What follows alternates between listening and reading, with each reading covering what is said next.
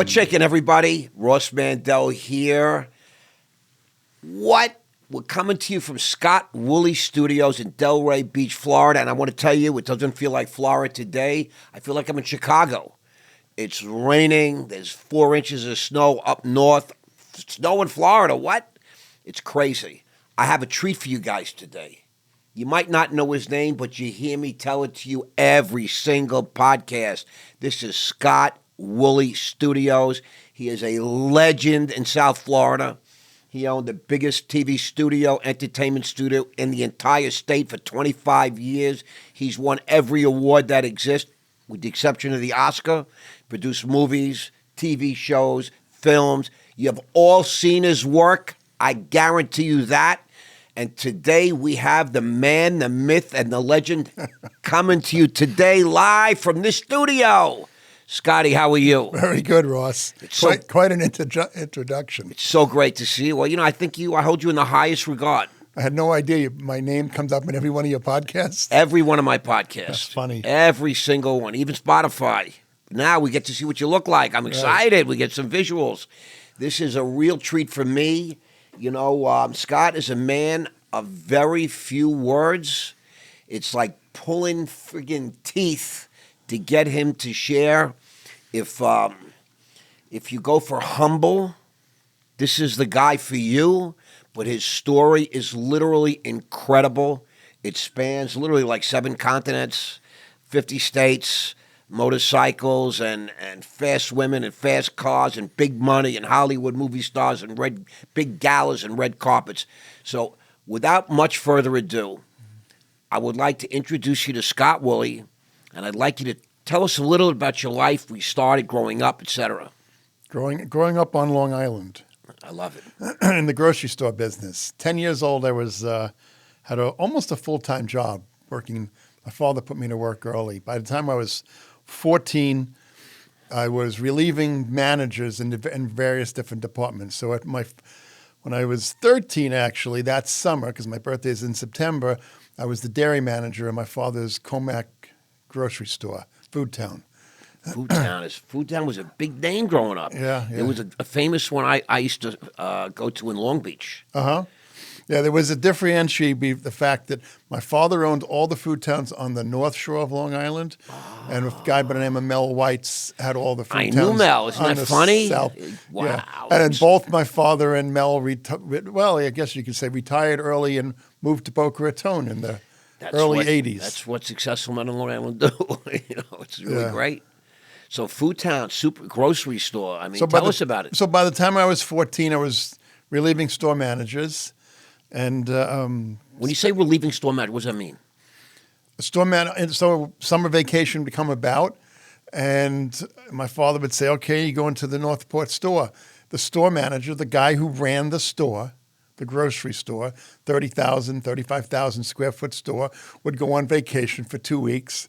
And I was the store manager. You ran the whole friggin' place? I ran the whole store. So all the department heads, all the department heads all reported to me. You how old? 14? I was 14 years old. Customer would come in, funny story. Customers would come in the store and say, "I want to see the manager. I have a problem." And I'd be the person walking up, and they'd be like, "Sonny, I don't want to talk to you. I want to talk to your father."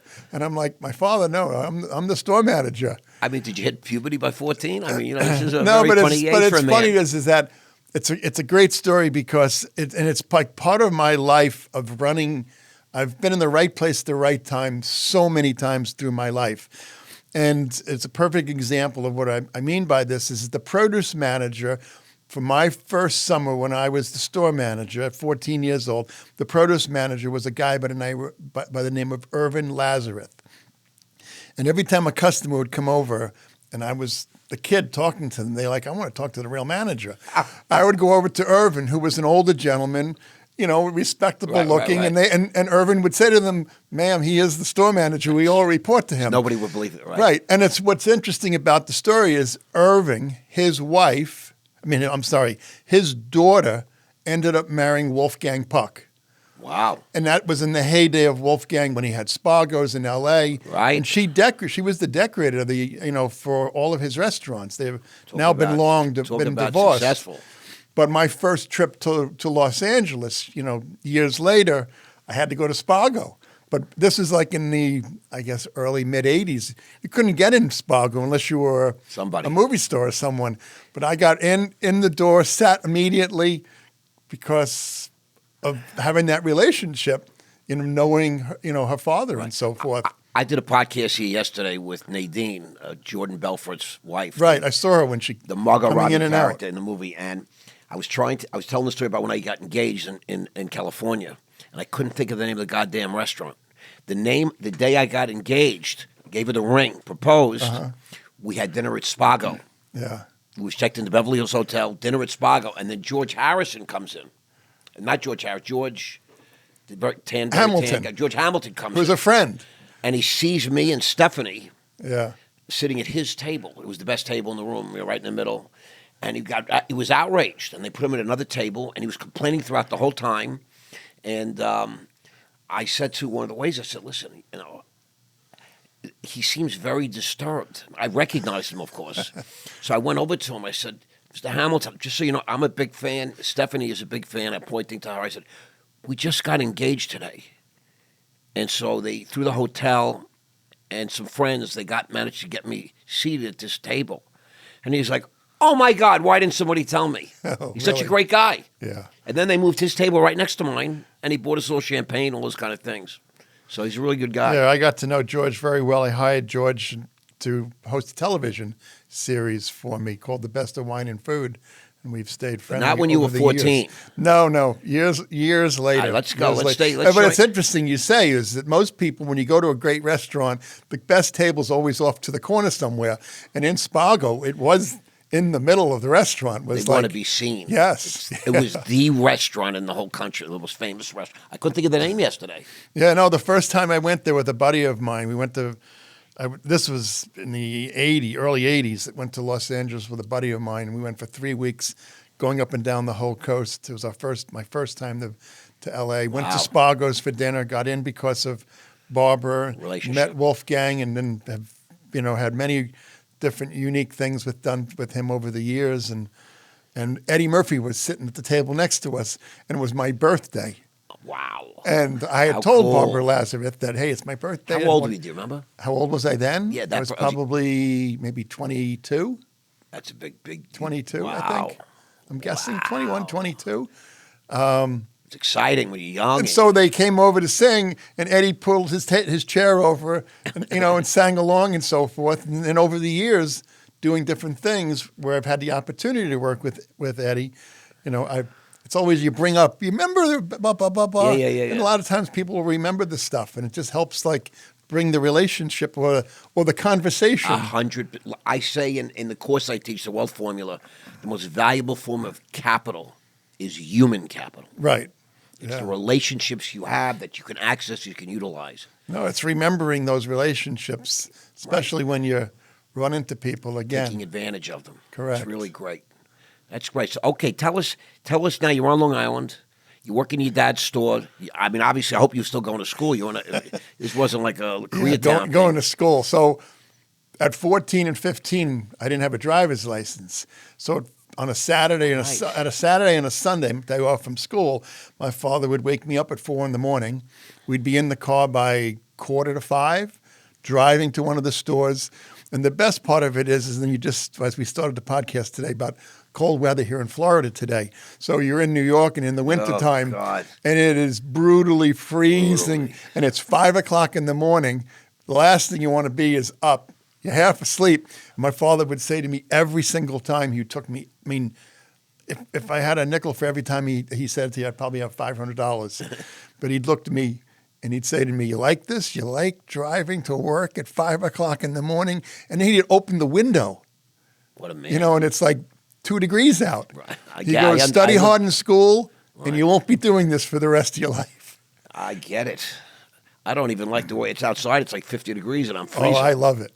I love it. I know. It's just, but it's raining and it's cold and windy. So I end. Food Town grocery stores stayed with me for until I guess I did it through college. I went to St. John's University.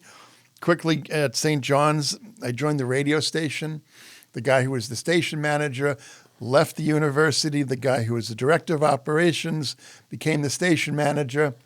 And I became an engineer, took his place. And then by my sophomore year, you had to be voted by the student body to be a station manager or like president of each class and so forth. There was an election. I understand. And Bill Trotter, who was the station manager, was also leaving that year, and said to me, hey, listen, you're the best person, run for station manager. I ran for it. A couple of buddies helped me, and I ended up winning the election. And for the next 3 years, from sophomore to senior, I was the station manager of WSJU, which was the St. John's University radio station. And it was great because in those years, St. John's was a huge basketball team. Lou Conaseca. Lou Conaseca, the Red Bill Wennington, Chris Mullen. It's legendary. Great team. Now, also, just so the audience knows, St. John's is located where? Queens. Okay, and Queens is how far from New York City? It is New York City, really. Well, it's outside of New York City, but very close. It's a very close borough, right? 15 minutes, yeah. So you are over now the bridge or the tunnel, running this radio station basically in New York City. Correct. I mean, that's huge. People don't understand. This is not like you're in Des Moines, Iowa. We also on the radio station broadcast all the games. So the home games. The whole country as the station manager, I did the engineering part of it, which I loved doing. I wasn't the broadcaster. Right. Other people on the station did that, but you're still engineering, right? You engineered this whole room, right? Yeah, it stuck with you. I love that. But being the station manager, myself and another guy who was the program manager, it was part of our responsibility to make sure that the radio station had all the most current albums. All the artists that were releasing. Right. And we were predominantly a rock radio station. And so that also benefits you later in life, right? Well, we would go into New York City on certain days when we got out of class at 1 o'clock. We'd go into the city and we'd go to CBS, we'd go to Chrysalis, we'd go to all the record labels, telling them we're from a university. We're looking for new albums, which they were promotional. We got them for free. Giving them to you like crazy, right? Yeah, so we would fill them into the station, and I would take a few home. So I had a nice record collection. But in the process of doing that, in my junior year, first semester, I had to get an internship because my degree was communication. So I had to go out into the real world and find a job that I was going to get. My credits were based off of how well I did in the internship. And I went to a record label company, a management record company that I had been to collecting a few albums called Swan Song. And for people who don't know Swan Song was the record label and management company for Led Zeppelin, Bad Company, and Dave Edmunds. Whoa. And I went back up there and said, listen, I'm looking for an intern. You ever have them? And the woman, Lauren Siciliano, I still remember her name, so funny. Said to me, actually, we do. And I started my internship. And it's non-pay, right? Non-pay. You had to go there for a few hours, like 3 days a week. I ended up doing it almost four days a week. It eventually turned into a part-time job when the internship was completed. And then it eventually turned into a full-time job as I finished college. And then for maybe a month, it was only maybe a month after, well, you know what? I think about it. It ended before I graduated because Swan Song was winding down. And as it wound down, one of the guys who owned the company, a fellow by the name of Robert Plant, lead singer for Led Zeppelin, was going on a solo tour, and I ended up getting a job basically doing the promotional aspect for the tour and for his album, which was called Pictures at 11. And it wasn't a fancy job, but my responsibility when I worked at Swan Song and in working for Robert was to make sure that every radio station in the United States and then outside of the United States had an album or had albums to play or give away.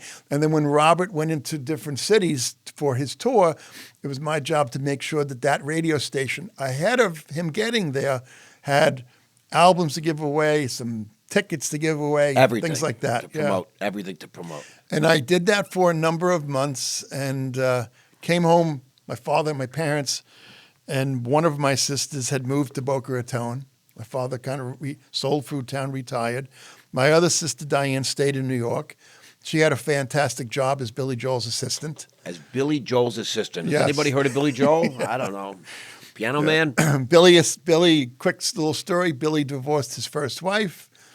He needed someone to help kind of handle like fan mail and just a lot of stuff like that. An assistant.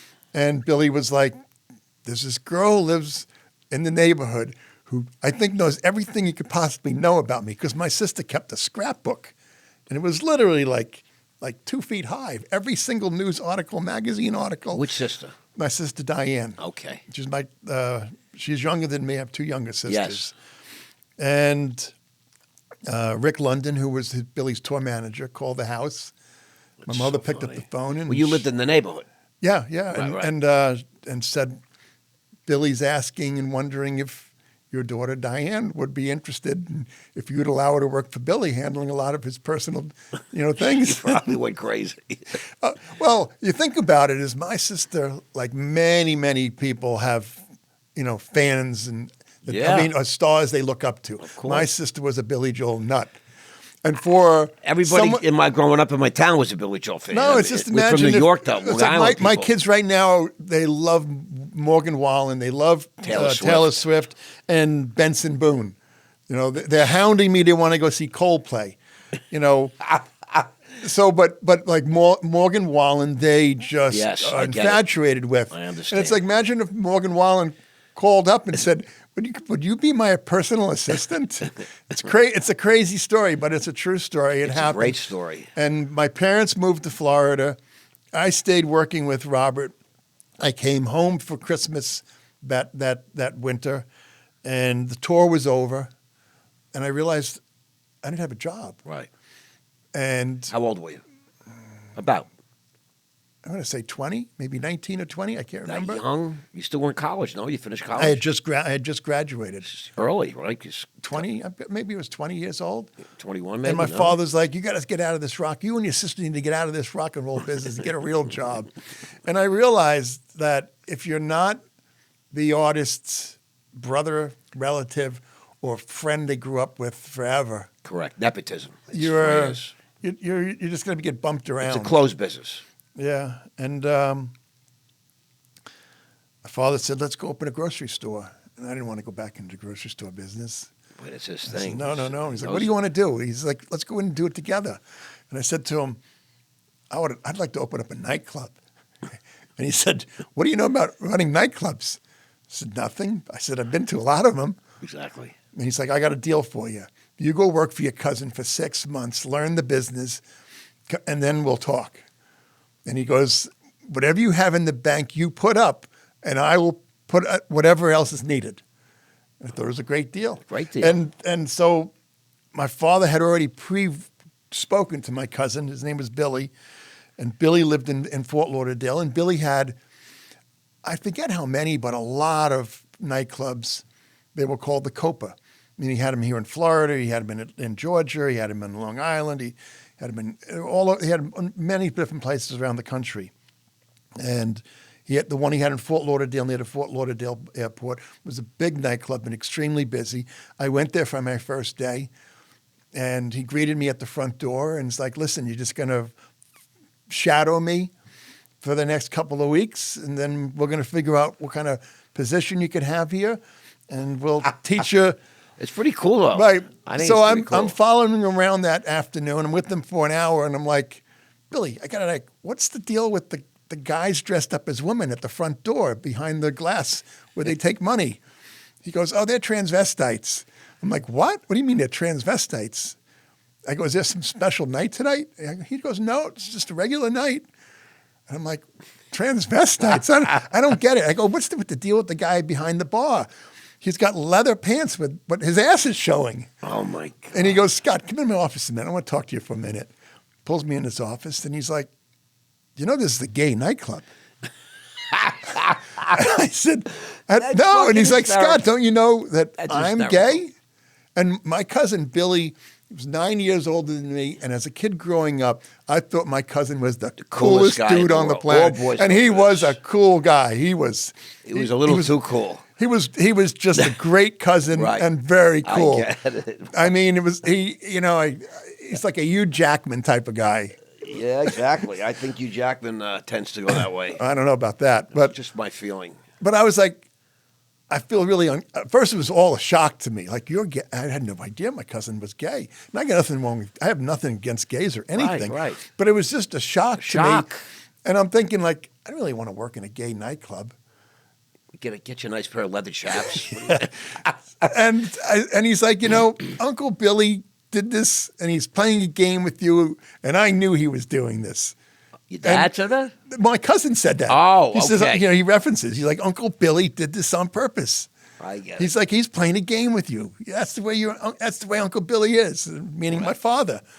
And I left. I went home that afternoon. My father's like, what happened? You home in 3 hours, 4 hours? Over the supermarket. And I told him what happened. And he's like, so you want to go in the grocery store business then? I said, okay. That's a great story. So it took us about 3 weeks to pick a location. We Right. found a location, which is downtown Boca Raton. It's no longer there because it's all been redeveloped. And we designed a store that was very unique, but we had to wait for permits, which, it takes weeks and Right. took like 2 months. And I said to my father, I said, Did you buy a supermarket? we bought an old supermarket, but it had just closed. You had to redo it? And we had to remodel it, and we were basically gutting it. And I said to my father, I'd like to go for the next few weeks, work at some other stores around the country. Because I had been to other stores with my father, and I knew that there were some very unusual grocery stores around the country. My father set it up. He knew the different people. And I went around the country. I went to a grocery store chain in Minneapolis called Gelson's. All these chains were all family owned at the time. And they're all still around, but they're not family owned anymore. There's Wegmans in Rochester. There's Gelson's in California, Okay, Black Star in Houston, Texas, Stu Leonard's in Connecticut. Famous. All very unique. And I went there and spent a week, 2 weeks with the owners, learning all the unique things about each one of them, brought all these different things back to Boca Raton. And a year later, maybe 9-10 months later, we opened up Woolley's, which Okay. very, very unique grocery store. Nothing like it. At that time, there was nothing like it in the United States. Today, the closest thing to it is what Whole Foods is today. Foods, right? Yeah. I mean, in the 80s, we had home delivery. Fax machines were just coming about. You could fax your order. We would shop your order and deliver it to your house. Or you could go shopping through the store, leave your shopping cart, and we would check it all out, bring it to your house, and bring it into your house for you. We had all sorts of unique services. And I did that and ran the stores for almost 11 years. We grew it to 42 stores. We had a number of liquor stores. We had a liquor store in Boca Raton, which was the highest grossing liquor store in the United States. It's part of the supermarket. Right. Wow, that's so great. Yeah, had pharmacies in some of the stores. Wow. But I woke up one morning saying, I don't want to make the donuts anymore. It was back when that commercial, the Dunkin' Donuts. Right. I happen to love donuts. That's why I'm fat. And I literally woke up at 5 o'clock in the morning, day. sitting on the edge of the bed saying, you know what, I got to do something different. Because I felt like I was in a rut.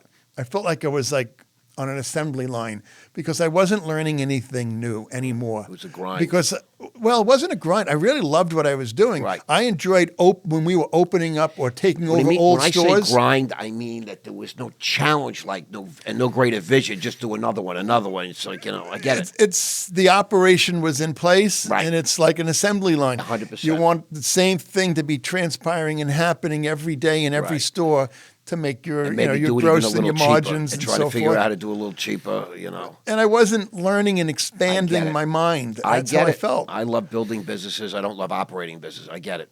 And I had the year before with a friend, I had done this crazy thing.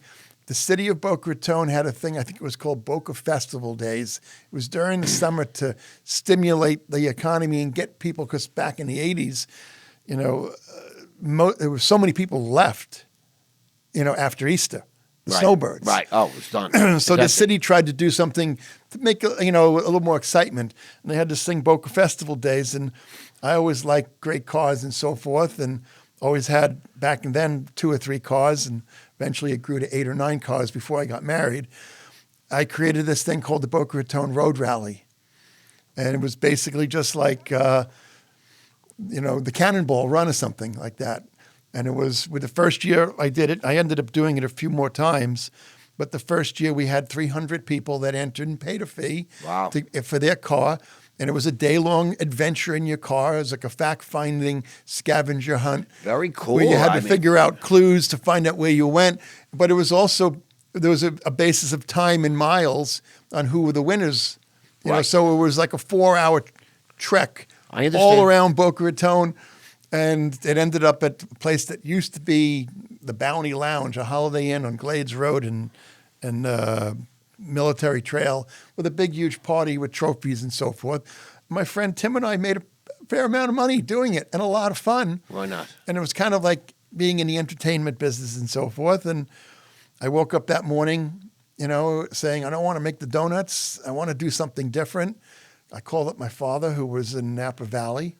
My father got into like wines and futures and so forth, and said to him, I want to put the stores up for sale. And the next morning at 7:00, I was off. That was a Sunday, but my Sundays I normally went around to stores, and there was a knock, knock, knock on the door, and I'm like, what the heck? 7:00 in the morning, open the door. It's my father. I'm like, I just spoke to you last night. You were in Napa Valley. What are you doing here? We're going to see a shrink. What do you see? Going to see a shrink. He's like, you need some help. Yeah, I get it. You have the greatest business in the world. You don't walk away from. I said, yeah, I realize that. But by the time I turn 40, if I'm still doing this, I said, I'm not going to be happy with myself. I said, Dad, you've done this your whole life. You've loved it. I said, I love what I'm doing. I enjoy it. I said, but I got to do something. What are you going to do? I said, I don't know. Gay nightclubs. Yeah, I'm just playing. But I ended up coming up with television. I'm going to get into the entertainment industry. Let's just because it's kind of like what I went to college for, communication. Let's just because I know there's a very interesting little story that you tell, or you've told me at least, about in your stores. You showed video, you entertained and educated the customers, and there was a well-known celebrity that taught you a little bit about the editing. So before we leave the supermarket world, I want you to just tell this story because it's fantastic. It's a mentor. Yes, he was a mentor. Mentorship rocks and rolls. Correct. And yes, I've had a number of very unique and unusual mentors in my life. Of course, my father is my greatest mentor. My father taught me more lessons than you could possibly imagine, and tough ones. I get it. And it's great, You're blessed that you had a father. My father passed away at 16. But through my life, I have, again, I'll say it, I wish I had a nickel for every time someone's come up to me. And just recently, my attorney came up, I saw him, I ran into him. He was our attorney at Woolley's. Right. And he still does stuff for my wife and I. He's here in Delray, and I ran into him and he's like, I have to tell you something, Scott. He's like, I learned more from your dad. He's like my second dad than I did in all the teaching and schooling that I ever had. And he's like, I have a very successful law firm, but I owe everything to your dad. How beautiful is that? And I've had so many people say that to me. But going back to the grocery stores, there's actually two very unusual, unique people that were great mentors and teaching me things that have meant a lot and stayed with me. But somewhere, I'm going to say in 1986, 87, came back from New York City, where in Macy's I saw they were installing these big TVs at the bottom of the escalator. And on the airplane flying back, I was like, that's a really cool idea. And they're going to play fashion, and people will see all the new fashions on these TVs. Got off the plane, and I went straight to Sound Advice and bought 23 TVs. I love that. And they were the old big cube TVs. Yep.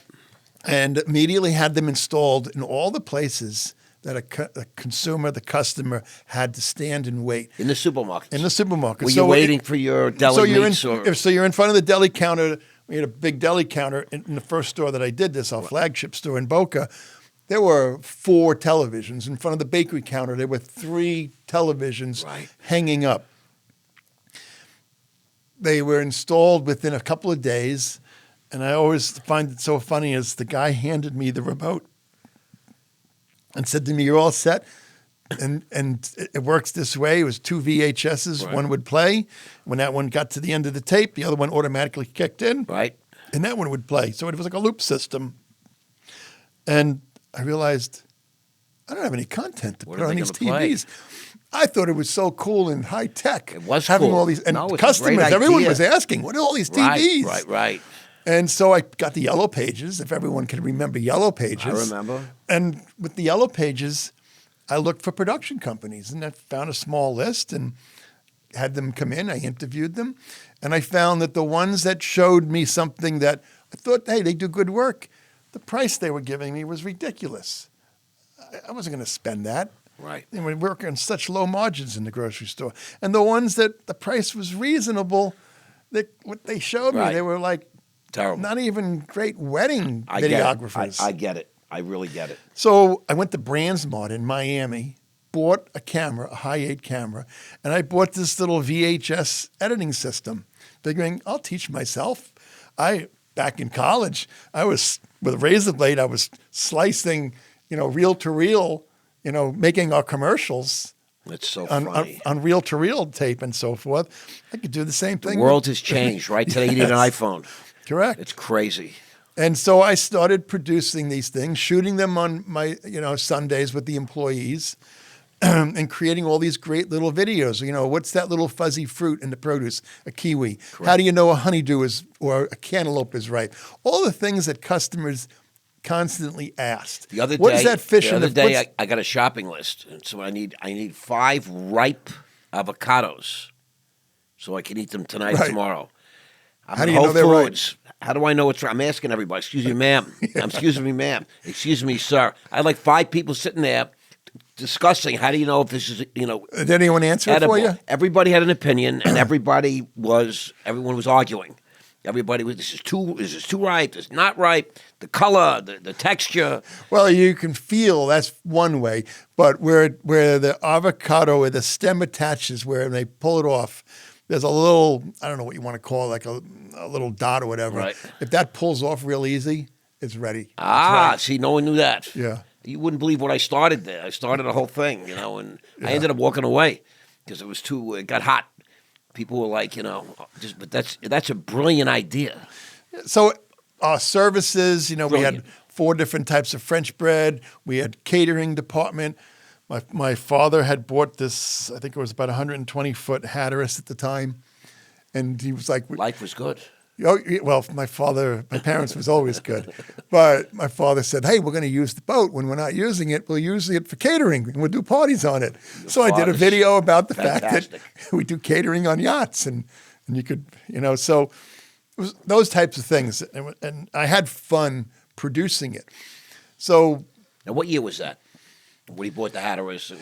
well, the TVs were like 96, 97. This is towards the end of your supermarket No, I'm career. sorry, 86, 87. 86, 86, Your dad had 87. bought that boat at that time? Oh, yeah. He's always had a boat. But I'm just saying, 120-footer is a real boat. It's Yeah, not, he probably that's had not it a for boat. a That's year or like two. that's like a ship. You know Yeah, what he I had mean? it for a year or two at that point. Okay. If I remember correctly. Either way, so okay, 86, 87. I was just living through the stock market crash. I just lost 30 million. Listen, he had the boat. I was working 100, 110 hours a week. Oh, I'm sure. I week. get it. I get it. My first year at the grocery store, I had no understanding about season. And Easter passed, and that Monday, there were no customers in the it store. was just completely empty. It was South Florida was like that. And I had Right. had the place staffed, like Right. how busy it was for Easter week. I understand. And an hour went by, 2 hours went by, 1 or 2 customers trickled in. I go, what the heck is going on? I walked out of the store. I walked down the street. I walked the Federal Highway. I figured must be an accident. Right, so the they're, avenue. they're blocking the traffic. There was no traffic. Nothing. I come back That was in. the day. Today, I That's wish it when was. It's not like that today. No. And then I realized season people left, and my father was telling me, reminding me, but, Right. and it was a big lesson because my father said to me, we're on the phone. He's like, got to cut. And I knew what he meant. Yep. And it was the first time in my life that I had to lay people off, but not just 1 or 2 people. No, I understand. I had to lay off like almost 3 dozen people. Yeah. In each store? No, at that point we had just one store. Oh, okay. My first. This was like in. Oh, this was the beginning, and this is like a real lesson. I get it. That's great. Oh yeah, seasonality, right? And I had to lay off so many people. I laid off, and by the end of that week, I realized I still had too many people. I get it. laid me off. I realized I still had too many There's no people. customers. You know, I ended up that entire summer living in the back room of the store. I would take tissue boxes, which are big boxes filled with toilet paper or paper towels. Crazy. I would put them together, and that's what I would sleep on because it had a little bit of cushion. Now tell us about your mentor, the celebrity, and all that.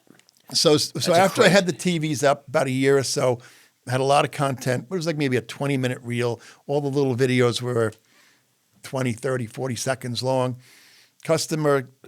You found the production company to make No. I was doing it myself. Okay. All right. That's even better now. Editing it in my house. I was shooting the stuff myself. You thought you were doing great. My employees were the actors in the videos and so forth. And you thought it was great, right? And the customers probably appreciated it. Well, the customers all loved it. I mean, literally loved it. Literally. It was because no one else had it. The employees hated it because the reel was like 20 minutes long. They watch it all day over and over again. So they'd hear it over and over. All day. And I'll never remember the guy at that store. His name was Dave. He was the seafood manager. And he had 2 TVs. He would turn them down. He would turn the volume off. And I'd go by and go, who turned the volume off? I'd turn them back on. I'd come back 10 minutes later, the volume was down. I'm like, Dave, you turning it up? He's like, yeah, it's driving me insane. That's right. Tell us tell us how you...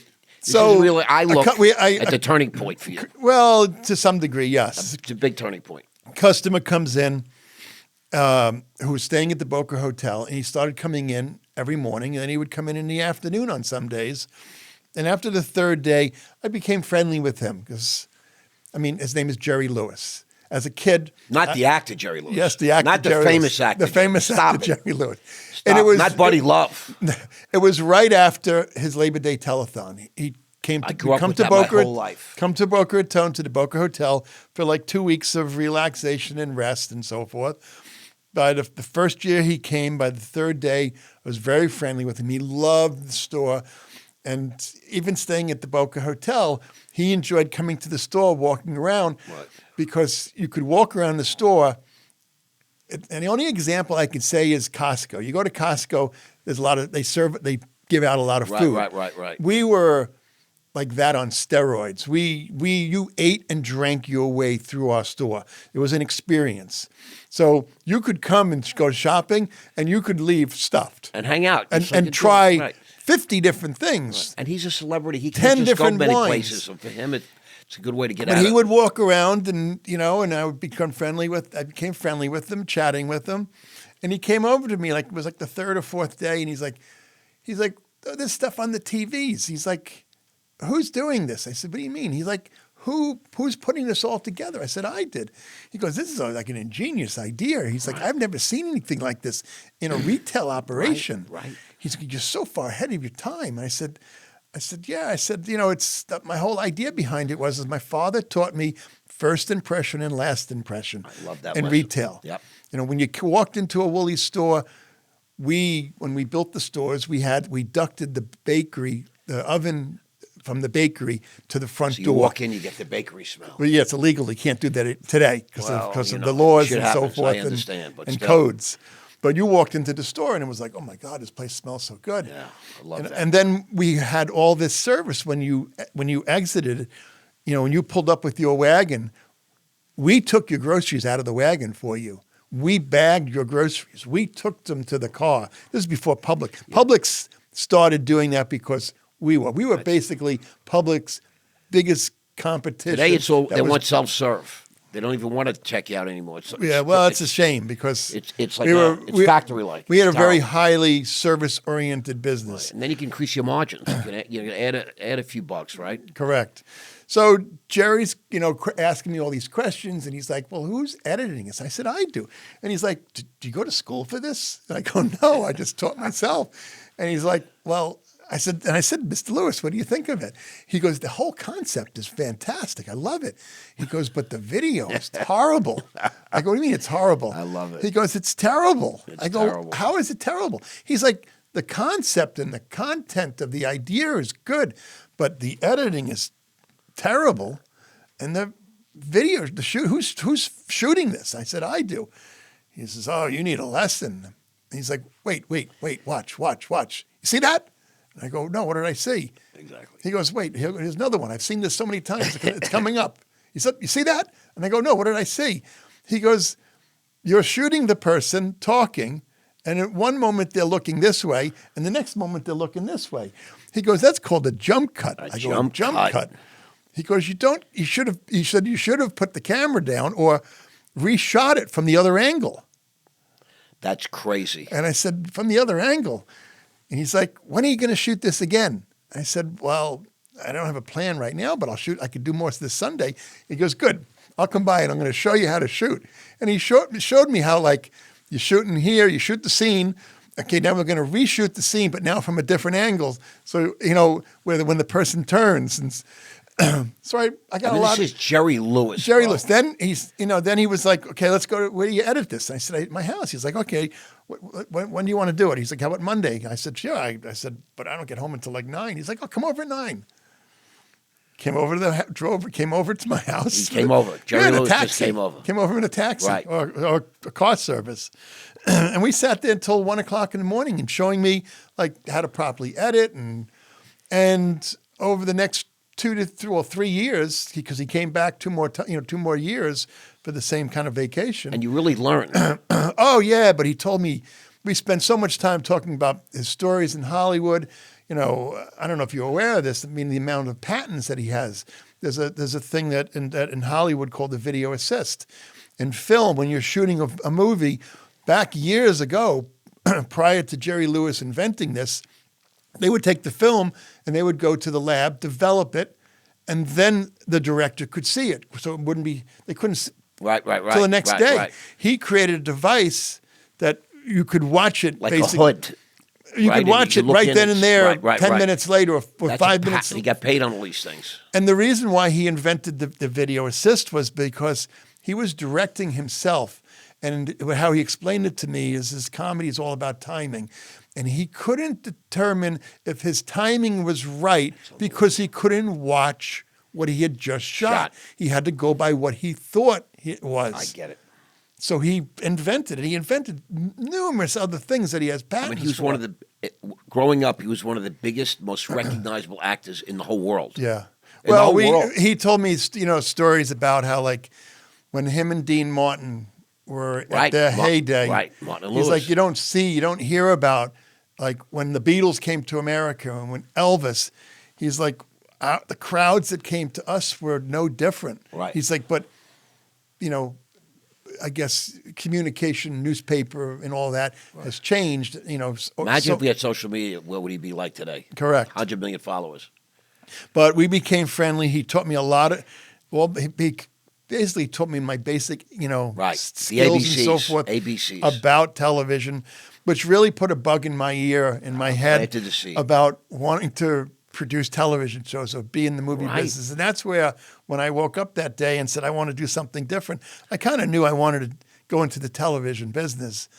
And your dad said, we're going to the psychiatrist first. So the other person that had a very big influence on me was a buddy of my dad's, Lee Iacocca. Lee had a Chairman of Chrysler. Yes. In case you don't know, Lee Iacocca, one of the most correct, famous one of the greatest businessmen ever one of the greatest CEOs this in nation. the history of the world. Yeah, Correct. I mean, the first CEO to go to Congress saying the Chrysler's going to collapse unless you give me $4 billion. We need the money. And He created that. Congress gave him $4 billion, and he paid it back. Yep. In He paid today's it back. world, no one would pay it back. Well, it's a different world today. Today they ask for 400 billion. And Yeah. they get a free pass. different. But he used to come to the store. He would come to Easter dinner at my parents' house, and when he would come to the store, he would pull me aside, and he would. One thing he always taught me is that he's like, in business, always have really, really good people around you. Don't worry if they're smarter than you. Don't worry if they know more than you. Surround yourself around the best. people. Learn from people. Don't bring people on that you can't learn from, because then you can't. Human capital. Correct. That's what I've been teaching that for years. And there was a lot of other little tidbits of things Oh, my that God. he said. Talk about two mentors, Lee Iacocca and Jerry Lewis. Yeah. How great is that? Yeah. So now you tell Dad, I don't know, I want to sell this business. You have 42 supermarkets. You're doing what kind of revenue? $500 million? $500 million, which today is probably $20 billion.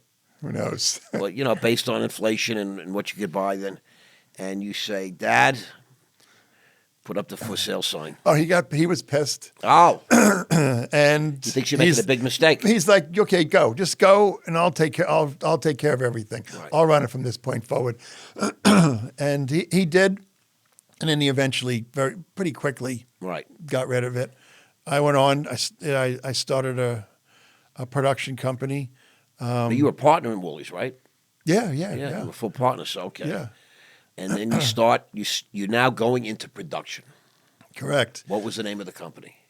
It started out as Atlantic Productions. Okay. And I basically had a friend, his name was Gary Myers, still a friend. You'll see him at the Super Bowl this year. Oh, great. Wonderful friend. And Gary needed something to do. Okay. I went to his house. He lived in this incredible home, which he still does. And his father was there, and his father was basically chewing him out that he didn't have a serious job. And Gary's father was the general contractor of Disney World. He built Disney World. So this is a man that was like, he made a few dollars done. Yes, he was friends with Walt Disney. That's how he got the job as the general contractor, and he wanted his son to. So Gary was like, I told Gary what I was thinking of doing. He's like, let me do it with you. I said, sure. We started Atlantic Production, and then Gary brought another friend of ours involved, and then a girl that I was dating who was in television, but in sales. Okay, great. She joined. So there were four of us as partners. Very nice. In it. And Gary turned out, unfortunately, Gary, if you end up watching this, then don't take this the wrong way. Gary didn't show up most of the time. Right, he was absent-minded with it. We called that a silent partner, no-show job. But the two other partners were like, what's going on? Okay, he needs to go. This isn't fair. So we changed it, and it became 5-Star. 5-Star Entertainment, a company I became familiar with. Yeah. That's very interesting. Gary, I hope we get to shake hands and have a drink. Yeah. You'll see him. Hopefully he shows. Yeah, he comes to hopefully shows up. Every year. I'm joking. Yeah. So, so now you have your own company. With two other people, girlfriend. And how do you go into the entertainment business from being a well, it's an interesting thing is that we had no idea of what we were when I first decided to do it. I had no idea what to do, or what it was going to be. And your dad knew this. Oh yeah, he thought I was going to fail, and I'd be right back. And it all came about. I was in a bookstore in Boca called Liberty's. It used to be in Meisner Park with one of those 100-foot-long magazine racks. Right. And I happened to be looking and noticing that, and I don't know why it dawned on me, but I was standing in front of the section of aviation magazines. There were, I think it was 9 different magazines having to do with aviation. Right. Flying Magazine and Plane Magazine and Aviation Weekly. And I thought to myself, I took one of the magazines off. I realized they all have advertisers. Everyone. It dawned on me, okay, that's an idea. So I bought all 9 magazines. I went back to the 2 people and said, let's do a television show on aviation. One of my other partner, it wasn't really a friend, but a guy that I knew, rode motorcycles with him every so often. Nice guy, great guy. He flew a small little, I think, like prop airplane. So he was a pilot. He loved the idea. And I said to them, there's all these advertisers in these magazines. They're paying to be in. I go, that's our advertisers for our television show. That's how we make money. There's no show on aviation anyway. Well, I went through the TV guide. Right. And I actually quantified that I couldn't find anything about aviation. Right. Which is really funny. What a great idea that is. I just want everyone to understand that the great ideas come from just this kind of legwork. Just looking for an opportunity. Well, I didn't know anything about television. I didn't even know. You found that at a news rack. Correct, but I had no idea about television or how television worked, or how the industry worked, or how television shows made money. Advertisers. I knew they had advertisers, and my thought was, well, I'm going to call all these advertisers in these magazines because they're paying to be in a magazine. Why wouldn't they pay to be on a television show? Exactly right. Why not? So that was what we started doing, and it started working. But then we started having some of the. What year was that? This is a very important moment in your life. 92 maybe, 91, 92. Okay. You know, The beginning of Five Star. Yeah. An aviation show or a TV show Correct. about aviation. And we started calling advertisers, and they started saying yes. And then it was, okay, we got people who are going to be on it. We don't even have a place to air it. So I went back to the TV Guide again, and through the TV Guide, found various different networks. They called ESPN. They weren't interested. Right. You know, they don't sell programming. Sell programming. Ooh, what's that? And I had the guy who I spoke to, who I got on the phone, you know, was telling me somewhat of the business. Right. So then I called, I forget the other network that I called, I can't remember, but I ended up calling like 3 or 4, got turned down, then ended up calling a network called Sports Channel America. And at that point, I was a little bit more knowledgeable on the process. You're conversing now. Correct. Questions. I was really taking those calls where I was getting told, no, we're not interested, Right. or we don't take programming from you, or, you know, an unknown entity. But I would ask questions, so anything Correct. that I didn't know, or anything that they were saying. And people are happy to explain it to you when you accept. They see that you're accepting no. They're very happy to explain it to you. Yeah, I was getting a little more educated. And I'm on the phone with the guy, Sports Channel America, because I learned that they sold half hours. And I basically made the call saying, I'm interested in buying a half hour. What are your time slots you have available? And he was telling me the time slots he had available, how much it cost. And I told him that I was very interested, told him I had this show called Flight that we were getting ready to produce. It was about aviation. And he was like, I think that can fit into our network. And we traded information. And after we traded information back and forth, he said to me, he's like, by the chance, by any way, you're in Florida, you told me. I go, correct. He goes, any like connection to Long Island? I said, yeah, I grew up on Long Island. He's like, well, as you know, I just told you we're in Hop Hog, Long Island. I said, yeah, I know exactly where Hop Hog is. He goes, by any chance, are you related to like Bill Woolley? And I said, well, my dad's name is Bill Woolley. He goes, okay. So last question: did he own Food Town, or does he own Food Town? Yeah. I said, yeah, that's my dad. Oh my God, that's your dad? He goes, and I met you. I know you. He goes, I worked in your father's hot dog store all through high school and through college. He put me through college. I learned more from your dad. He was the toughest but coolest boss, I got to tell you, up to this point I've ever had. And he goes, I can't believe it. And by the time we finished that conversation and I had hung up, I was like, what are the chances? Right. Because I knew he was selling me a time slot. Right. I knew it was a done deal. Right. But it goes back to being in the right place at the right time, where I've had so many situations in my life. Fortuitous timing. That, like, I get it. like I just finished writing a book on my life. Yes, we got to get to from that. ordinary to extraordinary is the name of it. You know, and I'm a pretty ordinary guy. I've never done anything extraordinary. You know, but I've just been in the right. You've done place. a million extraordinary things. Oh, I've chased my dreams. Whatever I've fantasized about or set a goal, I made it. I went and accomplished. You're living a bucket list. Yeah. Yes. I've completed a bucket list, I think, unlike anything. You know, my book came about 2 really good friends a number of years ago, having dinner with them and my wife. We're sitting down there having dinner, and my buddy, his wife says to me, hey, Scott, we have to tell you something. Brett and I have talked about this, and we just got to tell you that you're the real Forrest Gump.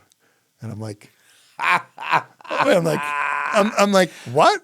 I get that. Like, what do you mean I'm the real Forrest Gump? Like, you're the real Forrest Gump. So the first thing but the first thing I think about is I'm the real Forrest Gump. I'm saying to myself, do they think I'm like a moron? Right place, right time. I didn't get that. Right. Because I think of Forrest Gump as this simple guy, you know, that's kind of. Well, he's not always so simple. He knows a lot of life. You know, he's not confused by a lot of the nonsense in life. I was a little taken Insulted, back. I wouldn't say it, but I was just a little. You weren't sure. I didn't understand. You're good friends. And they say to us, and then they say to me, we'll put it in perspective. I said, sure. What is that? Okay, So this is my buddy saying to me, I've won the Stanley Cup.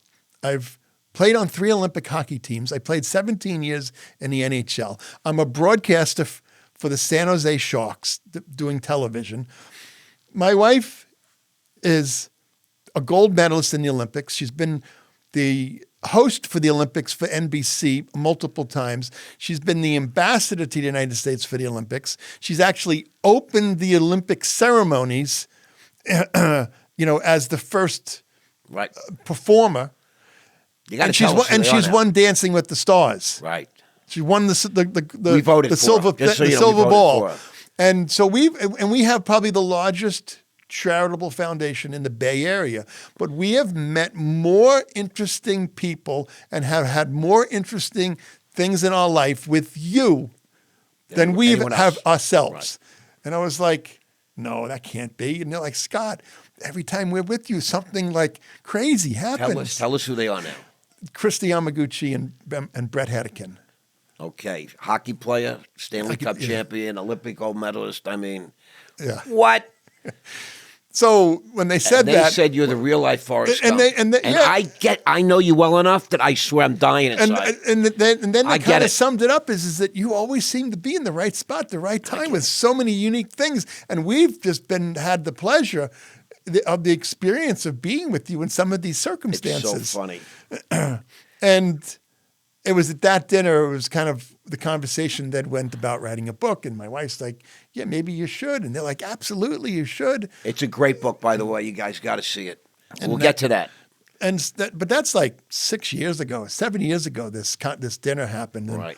I sat on it. But then 2 years ago, I said to myself, and it's really because of my kids asking questions and so forth. We have a hallway in our house that has pictures from your life through our life of all very unique and interesting things. And it's more so is that my wife and I are very focused about, our kids. We have 3 kids that are teenagers. We want them hanging out at our house. Right. We want all their friends hanging out at our house. They're going to get in trouble. Let it be under your roof. Correct. We are the same way. So whatever they want, we entertain a lot of their friends all the time. Shout out to the Ruffles. Yeah, that band. And so now when they never really paid attention to any of the stuff on the wall. And over the last 2 years, it's really like 2 years ago, they started saying, Dad, what was this picture from? What was that picture from? How old are the girls? The oldest is 18 and the twins are 15. Now they're coming to the point where they actually know you're somebody. I don't know about that. But they're aware of the world now and social media and who are you and what's this picture and Mom. They just had 2 friends over this past on Friday night. And they were like, Dad, can you come down the hallway over here a minute? I walked down the hall and they're 2 friends and they're asking like all these questions. Right. And it's cool. Yeah. It's cool. Yeah. But that prompted me, that dinner. But about 2 years ago, I sat down and started writing. And I wrote an outline. Then I started filling in the outline. I got to 812 pages, realizing, okay, this isn't a book. This is like an encyclopedia. And then I reached out to a friend in New York who writes for Rolling Stone and Vanity Fair and all these different other magazines, and said to him, Jeff, can you help me with this? Can you edit it? I don't know what to cut out. Right. And I sent it to him, and he was like, oh, my God. He's like, you got to cut it in half. I said, but I can't. I don't know what chapter. I said, you got to do it for me. You edit it out to make it. Yeah, so he helped me. And we finished it. It's a phenomenal book. Your story's phenomenal. But let's go back now. Jerry Lewis, Lee Iacocca. You're moving out of the supermarket business. Well, you and 3 partners get together. Which didn't last very long. Right. You do Atlantic. That lasted Gary stopped showing up. That lasted like 3 weeks. Right. All right. And then it was changed to 5-star. And now we're at 5-star. Then we started. the aviation show. Yeah, the aviation show started taking off. We started getting deals done, and you started learning how to run a production company. Started hiring people, and I was kind of the one in charge of putting the shows together. Were you still with that girlfriend who was selling the TV shows? Yes, yeah, but that didn't last much longer either. Well, give us a little time because you have a very interesting love life that the audience needs to know because you have a magnificent wife who I don't adore. remember a year or 2. Okay. John, who's here in the studio with us, who handles this, he probably knows times better than me, because John was one of the first guys that one of the first that I hired from a production standpoint. Shout out to my favorite, John DeZuro. John DeZuro. Yeah, John was working at a great post house that we were going to edit. When you say post production, editing facility where we were editing our flight show. John was the editor. I really got to know John. I liked him a lot. I loved his work and his work ethic, and he's amazing. I knew he was fanatical about everything that he does, and I wanted to have a guy like that. Plus, he was extremely knowledgeable. Yeah, he said to me, John, just the other day, he said, "What about my work? Nobody checks my work." I said, "John, that's why you're a co-founder of this company. If I have to check your work, then then you're just an employee." Almost 30 years that we've been working together. Wow. I don't think I ever had to check his work. Exactly. What are you going to check? No, he's the hardest. He's so. I feel like I got to tell him to put the baseball bat down. Stop beating himself up. He's great. Very hard on himself. Great. He's a professional. Yeah. He's a real professional. And he was very, very much involved in helping grow the 5-star. Yeah. Tell us about 5-star. So you didn't always have that giant place. No, we had. Right? No. We started off in an office building. We started off on one floor, then we grew, and then it was the only suite available in the building was above us, so we took the floor above it. I didn't like having to take the elevator because I put sales upstairs and production and administration downstairs. So I went to the owner of the building and said, "Can we cut a hole through the slab and put a staircase?" I get that. So we put a staircase in. I get that 100%. And then we needed more space, and I think it was like the 4th or 5th floor, I can't remember. That we took another space and we turned that into our studio. And at that point, we had the flight show, we had a sporting show, and then when we started a parenting show with Cindy Williams from Laverne and Shirley. Laverne and Shirley. Wow. She was Shirley. Yes. That was a famous show. Yeah. But and so what are you doing now? You're producing point, TV shows? We were selling them? Producing television shows. In the early days, we were buying time. Okay. On various different networks. How do you make money? Well, we made it in a very unusual way that was unique to the industry. What a surprise. So the industry basically makes their time off their commercial time and selling the commercial time. We were basically calling companies and doing segments and stories about the companies. So they were paying to be on the show. So that was one form of income. And then selling the commercial time was another form of income. Sort of like modern day infomercials. Yeah, to a degree. You understand what I mean? But we weren't an infomercial in any sense of the word. But it's a similar idea. It's just been more formalized now. Correct. Right? Correct. Yours was more subliminal. Correct. Well, it really came into effect with Mark Burnett, with like The Apprentice and his shows, where companies were paying big dollars. Like on The Apprentice, Donald Trump came out, and today we're here with the M&M's, executives, and you have to help create a new M&M candy for the, for the Mars people. So brilliant, right? And they were paying $3 million or whatever it was for that. Right. That was for that segment, Yeah. And that was Mark Burnett. Mark Burnett started He just killed that, right? The Australian guy. I actually met him. You know that, right? Yeah, He wanted to do our TV show. I didn't know that. Yeah, I met with Mark Burnett. He was crazy about me. Yeah, no, I've done some stuff with Mark. Yeah, he was a great guy. I loved him. But we got to a point where there was a long run at any given time. We had 4 or 5 shows on the air. Then we started branching off in different other directions. I created a syndication. I hired this woman, Nancy Dixon. And through Nancy, we hired 4 other people. They started a syndication department where we basically weren't buying the time. We were going market by market. There's 212 television markets in the United States. So like here in Florida, there's Miami is the market, West Palm is a market, Tampa is a market, Orlando is a market. So like in Miami, there's a ABC, a Fox, a CBS. Right. Same as there is in West Palm Beach. They're all the local channels. Correct. They all get the feeds. So it's the CBS in Miami and the CBS in West Palm and the CBS in Tampa They do some of their own local programming, but then they also take the national feeds from CBS out of New York. Right. So we were going station by station. So the first show we did that with was a show called Today's Health. We took the Today's Health show, and we would go to Miami. We'd call all the stations, ABC, Fox, Right. and would they be interested in taking the show on? Okay, if we got NBC in Miami, that's great. And we'd come to West Palm, but we got CBS.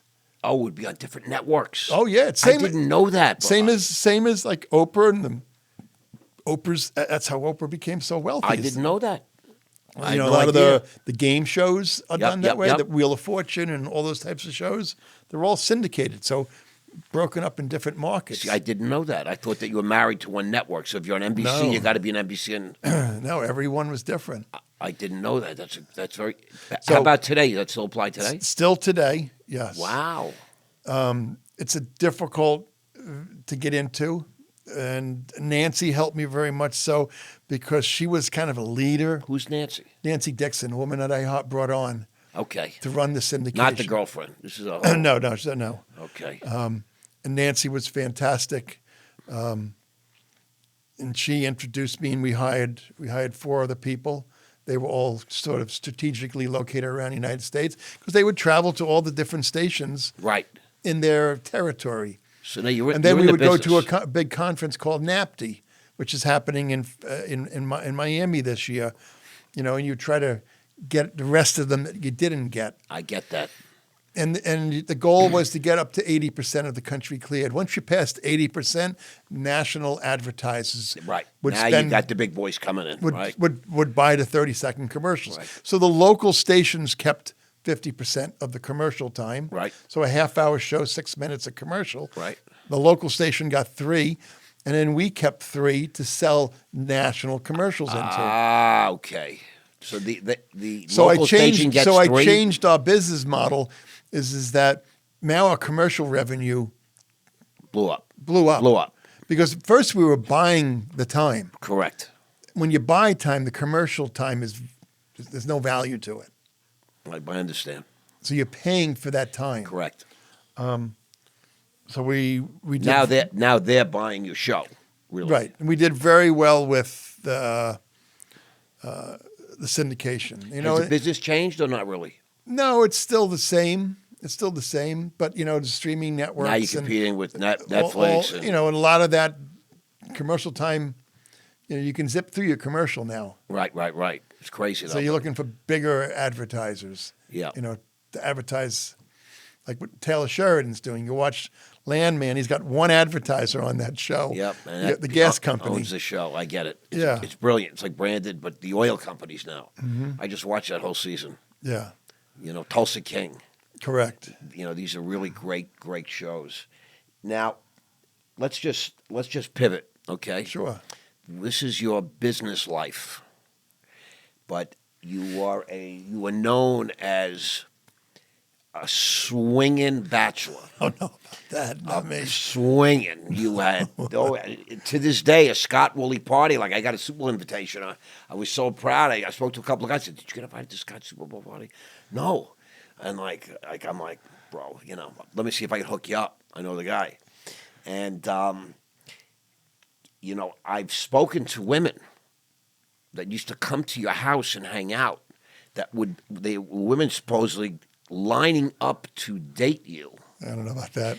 And at some point, and additionally, you are known for traveling the world Yeah. and traveling the country, but even traveling the world. Forget about and not just all 50 states or whatever. And going on crazy biking trips with like Hell's Angels and motorcycle clubs.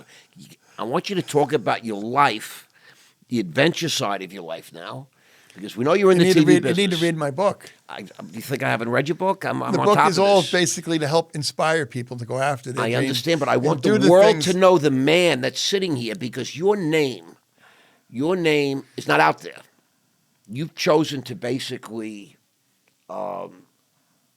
broadcast other stars, make other people, enrich their reputations. But your life, Because I'm not an athlete. I you know, You're just Forrest Gump. I'm just an ordinary guy. You're just an ordinary how am I guy gonna, like, living an extraordinary life.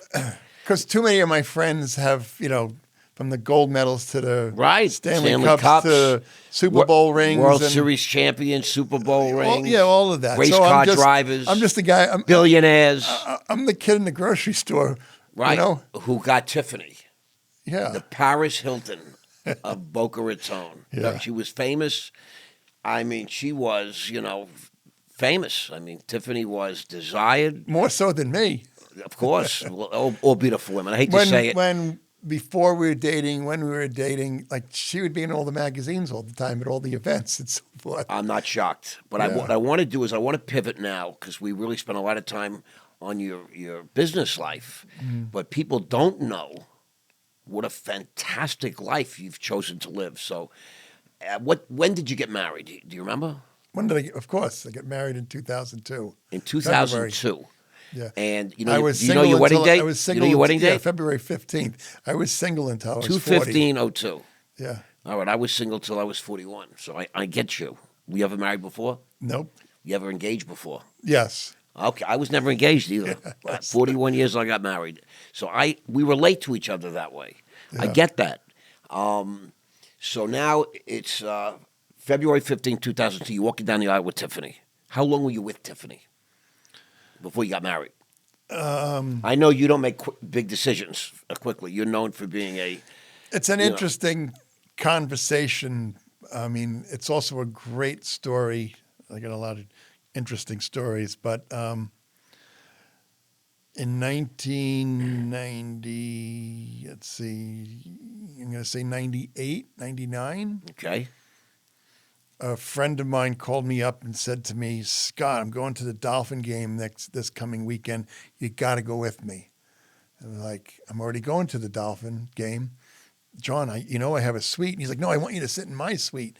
I said, I got a bunch of buddies all flying in from elsewhere around the country to go to the Dolphin game. I said, I got like 10 guys that we're all going to you're going to be hanging out in my suite. I can't. I said, I'll come by during halftime. No, you have to come with me. I'm like, I can't. I've already got a van or something. I forget where we had something rented that we all could get and drive down. Yeah.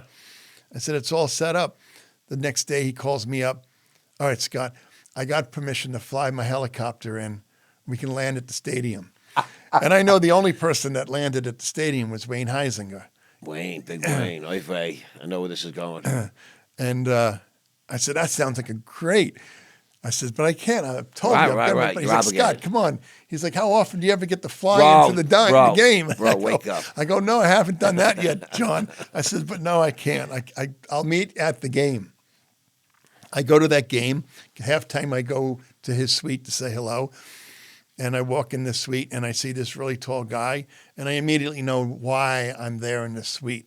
Because the guy that I see is my wife's, Tiffany, her father, who I knew. Oh, you knew him? I knew him, yes. How did you know him?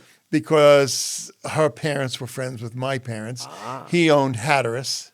Okay, so your dad made a deal? Biggest boat, dealer in the country. Huge. Yeah, and big name, by the way. And correct. At that time, yes, it was huge. That was big. And the other factor is that several months prior, my mother was saying, Scott, there's this girl that you need to meet. She is just absolutely perfect. I want you to meet her. And it was my wife. You had never seen Tiffany. her? You never met her before? I never met her. And then my sisters would chime in saying, oh my God, yeah, Scott, you need to meet her. She's really, really nice. You're going to love her. And it's like, your mom telling you got to meet this girl is like, okay, time out. Right. That's a negative, I hate to say it. And I didn't, I appreciate you thinking of me, but I'm all good. I've got a girlfriend right now. Right. So I knew that it's the same girl because I knew that there was She caught your eye right away, right? When you walked in or no? No, well, I knew why I was there. And then John comes right over to me and he's like, oh, I got someone I want you to meet. And sure enough, it's my now wife, Tiffany. Now, when was that? What year? Do you remember? I'm going to say it's like 98, 99. Okay. Is when it was. No, it was earlier than that. It was 97 because in 1997, I threw. You talk about parties. Right. I threw a very unusual, and I've thrown a lot of unusual parties, but I threw a party for my company because we had moved to a new building. And I had a party where George Hamilton did the auction for me. How funny is that now? I had Little Richard come and play for Wow. like an hour and a half. Right. And then I had like 5 guys from the Dolphins, 5 guys from the Panthers, 5 guys from the Marlins, and 5 guys from the Heat. He's just an ordinary guy. All got Just them an ordinary guy. Yeah. And then the 4 mascots. And basically in the parking lot of my company, put up a tent, put a billiard table, and we built the stage with the billiard table and like a mini arena for like 300 people to sit with. Basically, I got from the city of Delray to borrow bleachers out of the park. Oh, my God. Yeah, and I had the city to actually deliver them. Wow. And the reason why is that the lieutenant governor of the state of Florida at the time came to do the ribbon cutting at the building. Oh, really? So I used that. That was the building I used to go to? No, this was a building prior to that. Ah, okay. Yeah. How crazy. And so we had this, I put on this billiard game, Right. but it was basically a billiard game where $120,000 went to charity. So I took the rack of balls, this crazy idea I came up with. Is the 1 ball was 1,000, 2 ball was 2,000, 15 ball was 15,000, and each ball got sponsored by a local company. Great idea. Wow. When you add it all up, it's 120,000. I got it right there. And then I took a bunch of memorabilia that I had things Right. that friends and movie stars and, different friends had given me, some great stuff, and said, we're going to auction this off, which we ended up auctioning off for another 300,000. And I just want to talk to all the ordinary people out there. I don't know how many movie stars and celebrities and, World Series winners and Stanley Cup champions give you, collectible memorabilia that you can auction off. You understand? You're not exactly an ordinary guy. I am just an ordinary guy. Well, I do know that. I know what you mean by that. I But am. to the world listening, I mean, you're coming out today. This is really a big deal. And It's all in so my how book. does Tiffany tie into this? Well, I meet Tiffany that day at the game In the box. in the box. With a family, her dad. Her mother and her father are What there. was she wearing? Do you remember? I don't remember. Tiffany, that's an insult. I don't remember. No. And went What'd you back to think? the box. What'd you think when you- I invited her out on my boat. Well, when you first The met following her, weekend. when you looked at her, you're a man. Let's be Oh, straight. she's gorgeous. What? Stone Cold Fox, right? She was Stunning, gorgeous. right? You're like, Yeah. wow. And I But know at the time I was dating the girl I was dating had just won Hawaiian Tropic. Tropic Yeah, for you the hear that? United States. But Tiffany's a different sort of Stone Cold Yeah, gorgeous. You were 2 different types of girls. Yeah, but still. And I invited her out on my boat with about 15 other people the following Saturday. Did she take to you? She came to the house, and a whole bunch of friends were on the boat. And It's good to have them on the boat because you get to see them in bathing suits. And the girl I was dating the Yeah. whole day was like, who's Tiffany? Why is Tiffany? She could tell that she was like a little. Women can feel these things. Yeah. But when you met Tiffany, And we had a great day, and we were going back out on the boat the next day on Sunday. I invited her to come on the boat again. with your girlfriend. Yeah, it was just all friends. There were a lot of other girls on the boat and so A forth. lot of good-looking women, right? Yeah, of course. So, but here's the thing, So we went out that Sunday, right? and then we kind of went in different directions. Okay. But I would constantly run into her. You didn't pursue her. No, because I was dating Jennifer, and I was very busy at that time with my business and so forth. Work business. We had just done this. Forrest huge in the event- movie Forrest, he had Jenny, Yes, and yeah. they were separated a lot. Right. But I had just done this huge event with the building with all the teams. Yep, and yep, yep. Little Richard and all that stuff, and I'm sorry, I missed that party. yeah, it Damn, bro. was quite the event. It was a lot. A lot of cool stuff. I get it. That happened that night, but so there was kind of a high Right. for that. But I kept on running into her because at that time I had started in probably 95, I'm going to say, a sports division of my company because I was always very big into Yes. sports and so forth. I started going to a lot of the games, and I was constantly going to the games. Then I started getting a suite at the different arenas and so forth. And I felt that my company could produce better content for these teams than what the teams had playing on the I love Jumbotrons. it. I love this. So I created a sports presentation division of the company. That's how you got the Miami Heat and all that, right? Well, we ended up there was I forget how many years this division ran in the company, but at one point we were 51 different professional sports teams. We were making the content. You were producing that content. And John was editing it. John was one of the. Well, John oversaw all the editors. I wonder why he wants to retire so bad.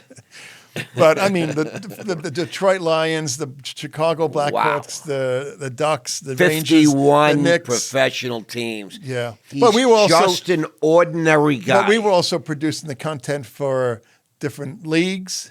Like Major League Baseball and so forth. And they had the drag race, the race cars. That came later. Yeah. But now I would run into Tiffany at a lot of the Dolphin games. Okay. She was at the time dating one of the Heisinger sons. Billionaire son. And so Wayne Heisinger, I've mentioned his name a few times. He's another one that was a great, I'll say, mentor. Wayne I became very friendly with, and Wayne was very good to me. I mean, we did a lot of very cool things for the teams that he owned that, we probably shouldn't have, but we performed fantastically. I love it. But I took on things that were way over our head. Right. You figured them out, though. But we figured it out. You worked them out. That's absolutely. how life is. That's how business is. Yep. You figure things out. You look at people and you think they understand it, and the whole world operates like that. I think that's the kind of the true, really, sense or ownership of an entrepreneur. Correct. Someone who can right take on something they've never done. Bill Gates sold Windows. He didn't even own it. Right. He sold it, ran back, and figured out a way to buy it for almost nothing. You know what I mean? That's the example. And he became the richest man in the world. Yeah. He sold something he didn't even own because he understood how things work. Right. Think about how crazy that is. But listen, you're an ordinary guy. But Tiffany didn't come back into my life for 3 years. Yeah. I mean, more than 3 years later. Did you ever think about it, or you're not that kind of guy? No, I was just too busy. Tiffany, we might have to edit that out, but okay. Well, it was just too many. I mean, I'm playing. You know what I'm saying? I've dated a number of Yes. two playmates. Two different times in my life. It's in the book, by the way. Yeah, it is. Yeah. One who was the playmate while I was dating her. Her yes. Issue was out, which was a lot of fun. I get that. But and the whole party thing really came about from going to the Playboy Mansion. Going to a party there. You learned from Hef in an odd way. What a party. Oh my God. Yeah. I want to throw parties I want to like do this. I want to throw Listen, parties I want you to start throwing parties like that. I want you to start Yeah. throwing parties like that. That's what we need. Well, it ended up eventually becoming that teams, like the entire Florida Panthers team, would come to me saying, Scott, we want to have a Christmas party. Right. But can you hook it up? Can we have it at your house? Can you have it at your house? You have an amazing party. I go, what do you want to do it at my house for? Because it's an amazing They're like, Scott, like, we go to your parties. They're the best parties ever. It's great. But the team wants to have a Christmas party. One year they came to me and they were like, we want to have our end of the year party. Scott, can you throw it for us? Make it happen, I'm like, you want me to throw the party for the team, for all the guys? At your house. And they're like, oh, wait, Scott, we'll all pay. We'll all chip in. Pay. But we want you to do it because we know it's going to be outrageous. You know how to organize things. That's your. The 96. So I became very, very close with all the guys on the 96 team and the Florida Panthers 96 team that went to the Cup. And then for the next, I don't know, 10, 15 years, I was very friendly with all the guys. And they finally win last year. Correct. Crazy, right? Yeah. Well, I've been kind of out of the whole sports world for a number of years because my world is about my three girls. Right. The Ruffles. Yeah. They're banned. I understand. We have to get into that. I understand. I have children and raised, I understand what all that is. So now you've met Tiffany. Yeah. So 3 years later, the same guy calls me up and he says to me, he's like, my wife and I are the chairs for the grand opening of Nordstrom's at Town Center. Wow. I'm like, oh, can you help us get some figure skaters to come to Nordstrom's. Christy. And I'm like, figure skaters? Right. What? He's like, yeah, Nordstrom's is going to put an ice rink outside. I go, they're going to put an ice rink outside in Florida? It's so crazy. I go, well, and he tells me that the Nordstrom's family is really into ice skating and it's something they want to do. And so I reach out and I get a couple of different, Olympic figure skaters to come. And John's saying to me, this my friend who's the chair, he says to me again, he's like, you got to come to the grand opening. I'm like, okay, sounds like a fun thing to do. He's like, but I need you to also be on our committee. I was like, no, I just don't have time for committees or anything. Right. I'll show up for the thing. He's like, you got to promise me you're going to come to the grand opening. I said, I promise. So my date that night was Christy Yamaguchi. It wasn't really my date. She's a friend. my buddy's fiance at the time. He was out of town traveling with the Panthers. So you're not doing the swinging thing. No. All right, no, I'm no. just going to double check. Just Both a very, is famous very for good these kind of friend. things. All right. So Make that she clear. accompanies me. I'll say it that way. Okay. To the dinner, to the event Escorts that you. night. Well, and there were 2 or 3 other guys on the Panthers who were injured. I invited them and their wives or their girlfriends. We all go, and we're in the building, maybe 10, 15 minutes, and I'm starving. And we're on the second floor of Nordstrom's, and we're the table where they normally would have sweaters or something. Yeah. It's a big sushi bar, but it's kind of like you could tell it's not open yet. I got you. But you're starving. I'm starving. And I walk over to Christy's with me, and I start there's no forks, there's no plates. Big deal. I just start taking pieces. You're and picking hungry. up. And she's like, you can't just take with your fingers. I said, I'm so hungry.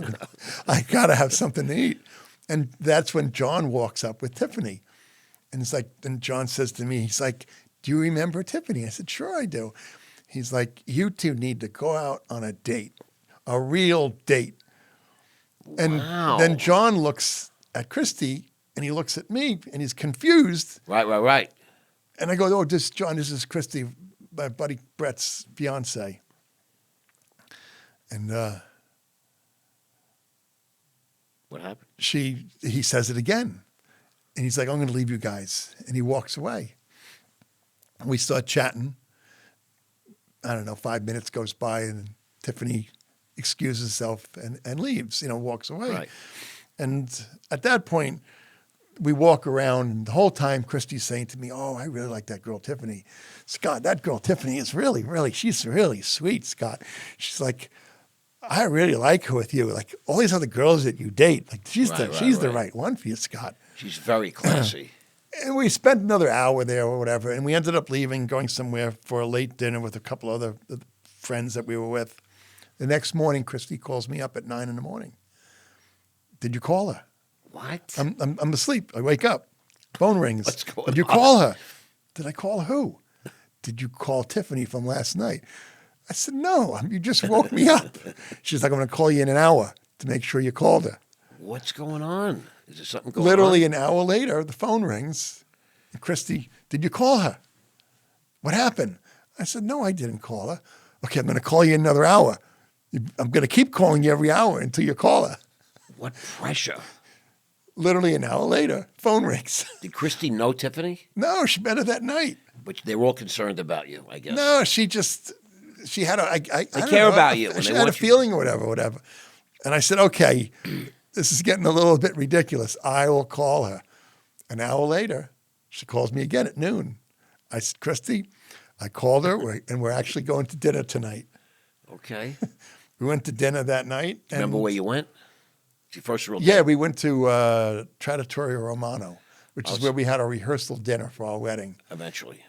Yeah. Which is maybe the best Italian restaurant in Boca Raton. It's fantastic. Yeah. Love it. And You had a good time? we had a good time, and we started hanging out constantly. And so for me, my evenings were pretty much almost every night, getting out of work from 5-star, was going to a game. An event. So she started going to me to the games. And really, we for, I'm going to say 5 months, 6, no, wait, let's see. Yeah, it's maybe 6 months. We just hung out constantly. But she was And doing so- interior design?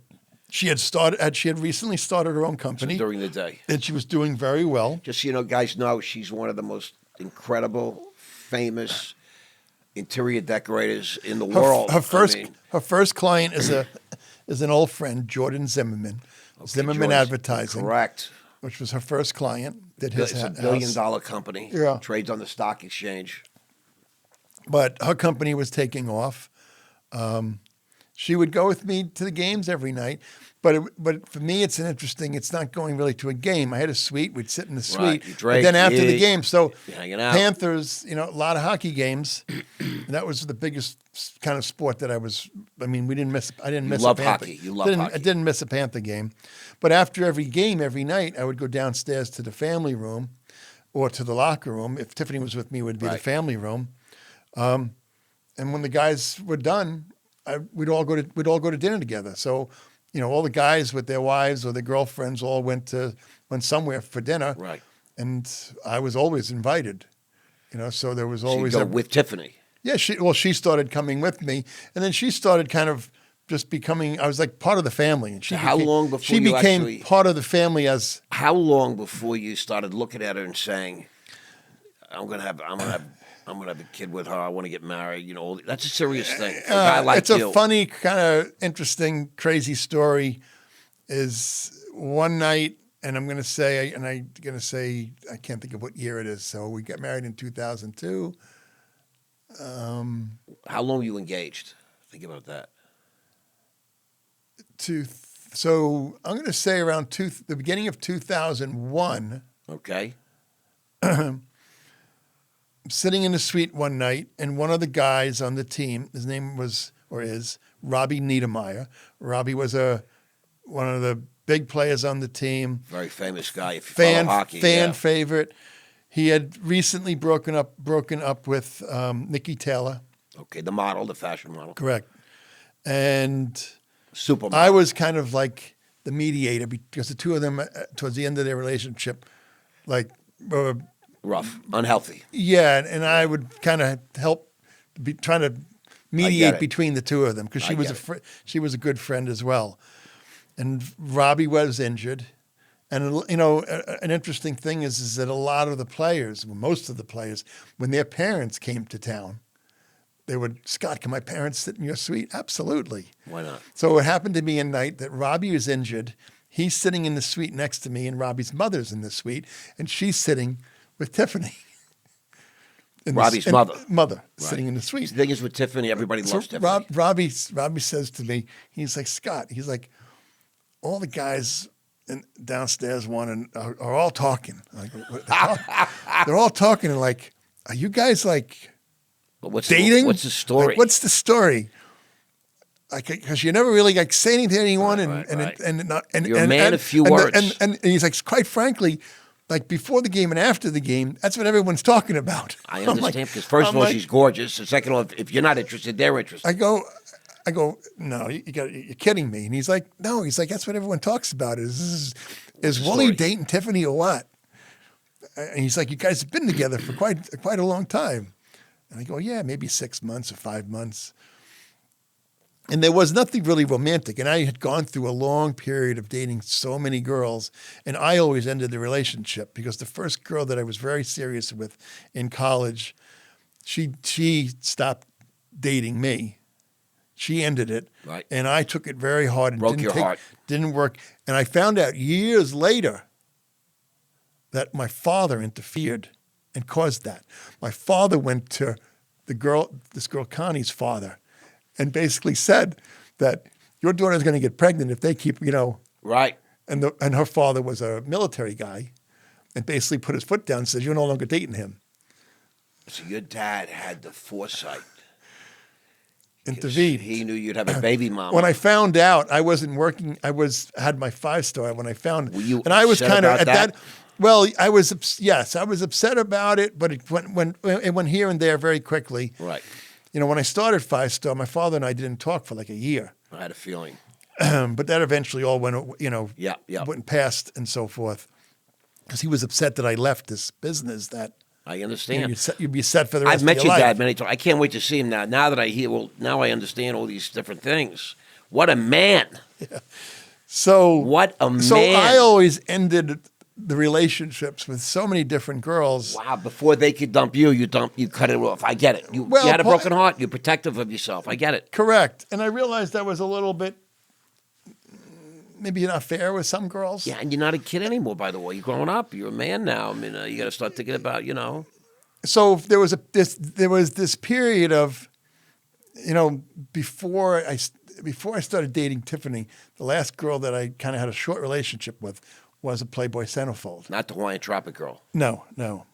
And Well, can I ask you what was her name? Because I used to follow Playboy. Nicole. Nicole what? She passed away What? What was a her few last years name? ago. Van Croft.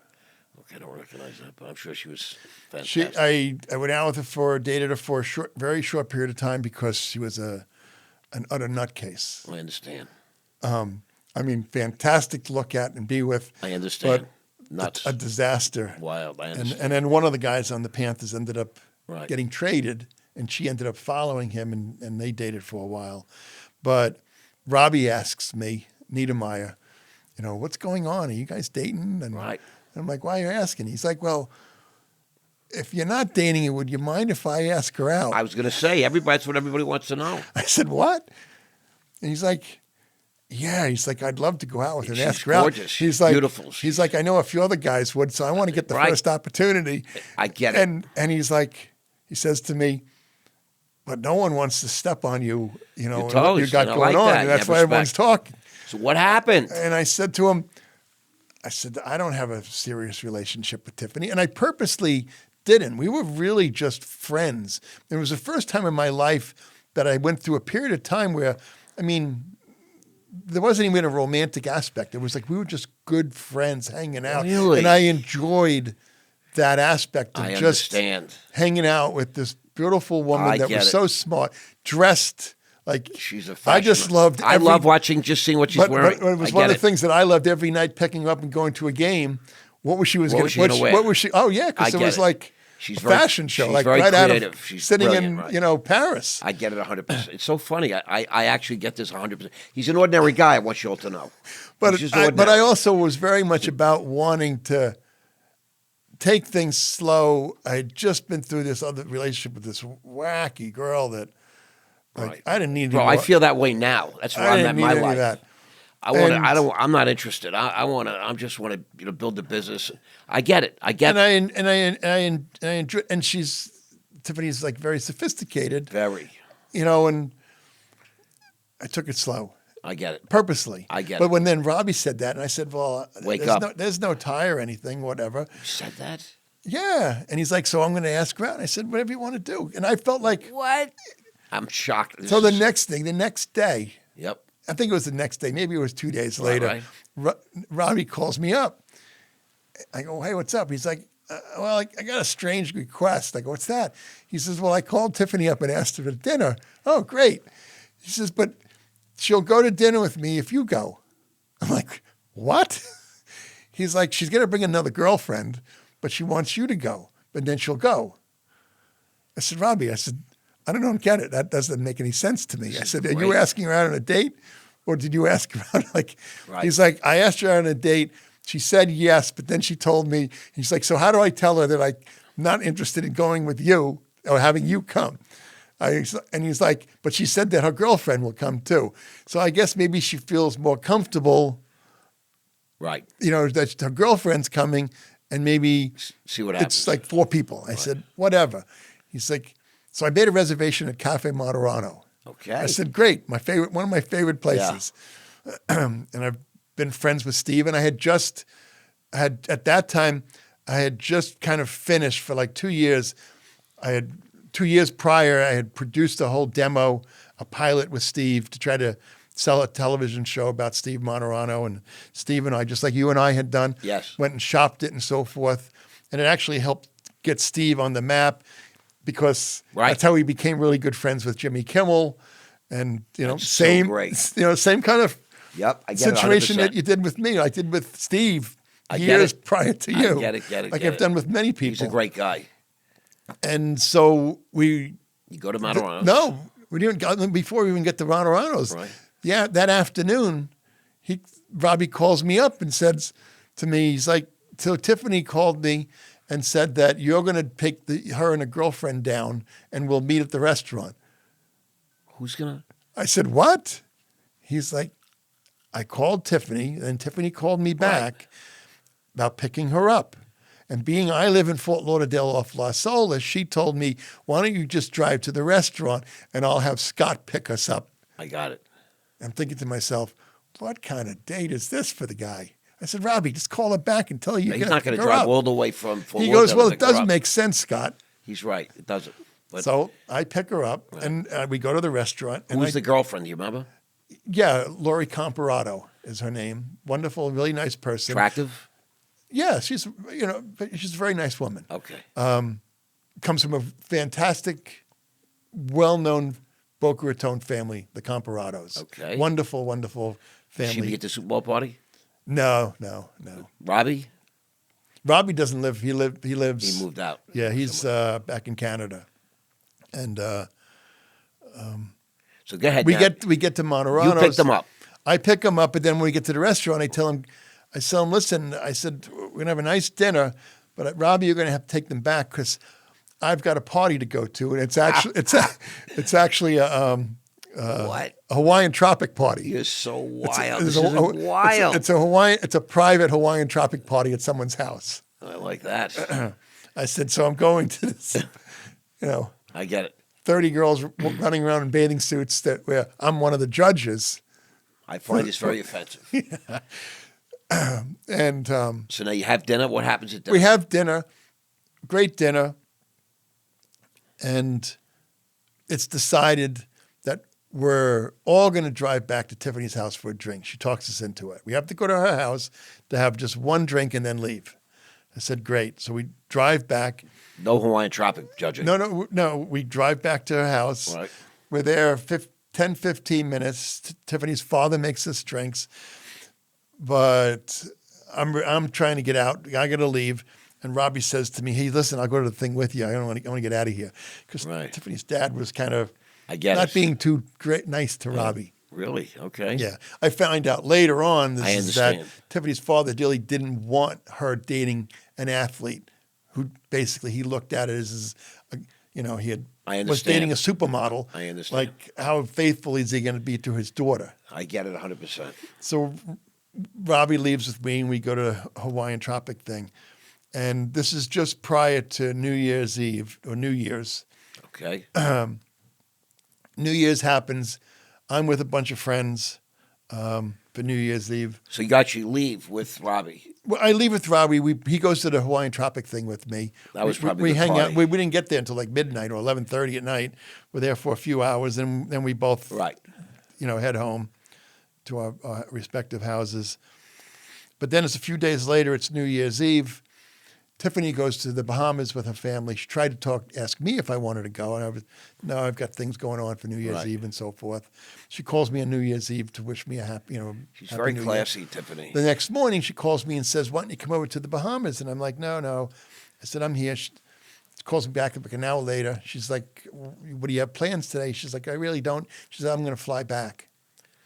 She didn't want to really hang out with the parents. Right. She flies back. We have dinner that night.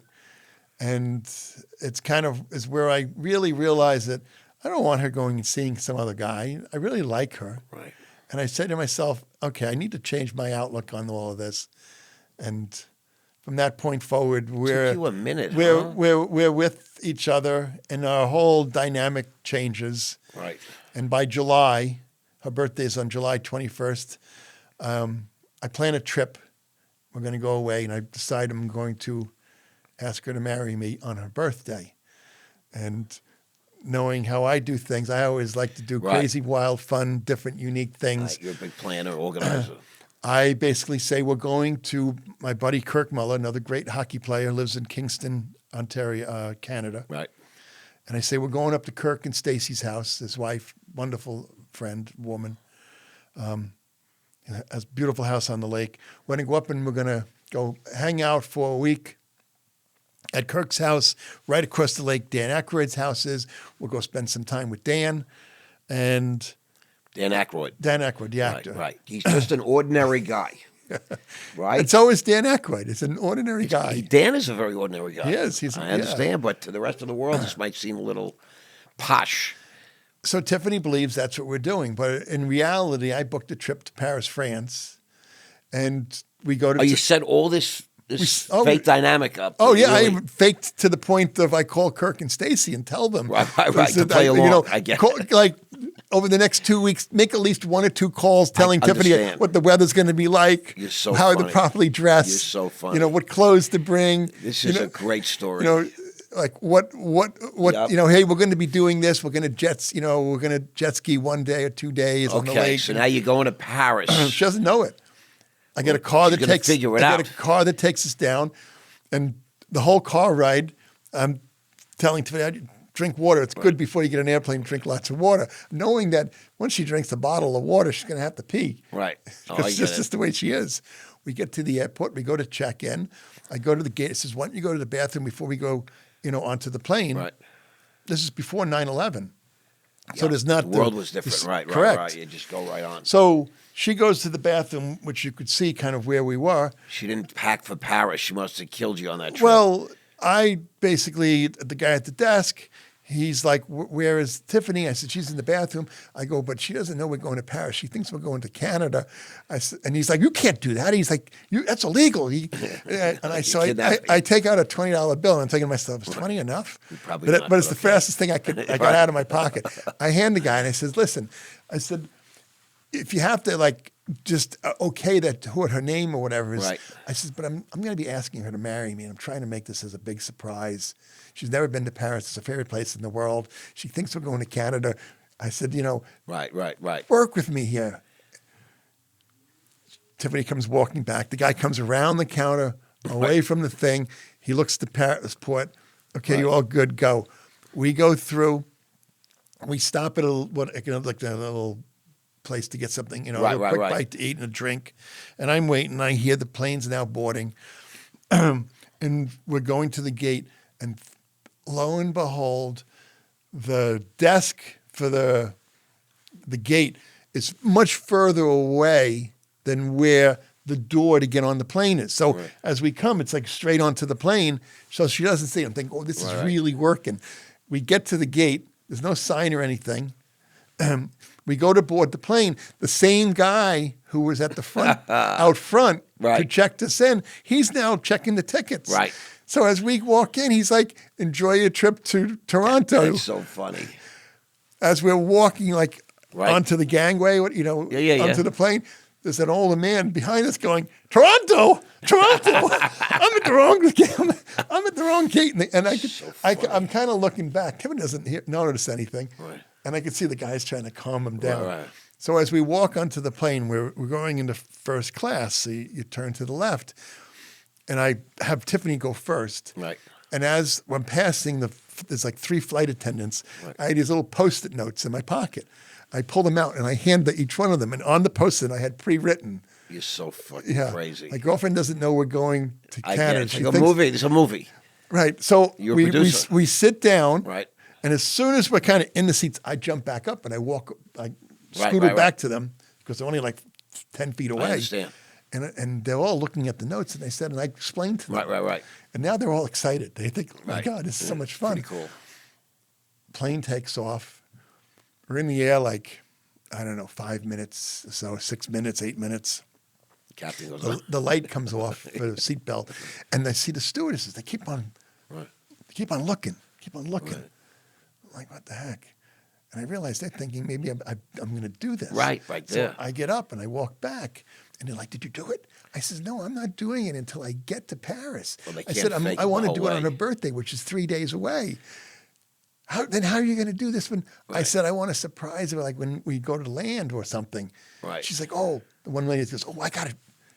She disappears.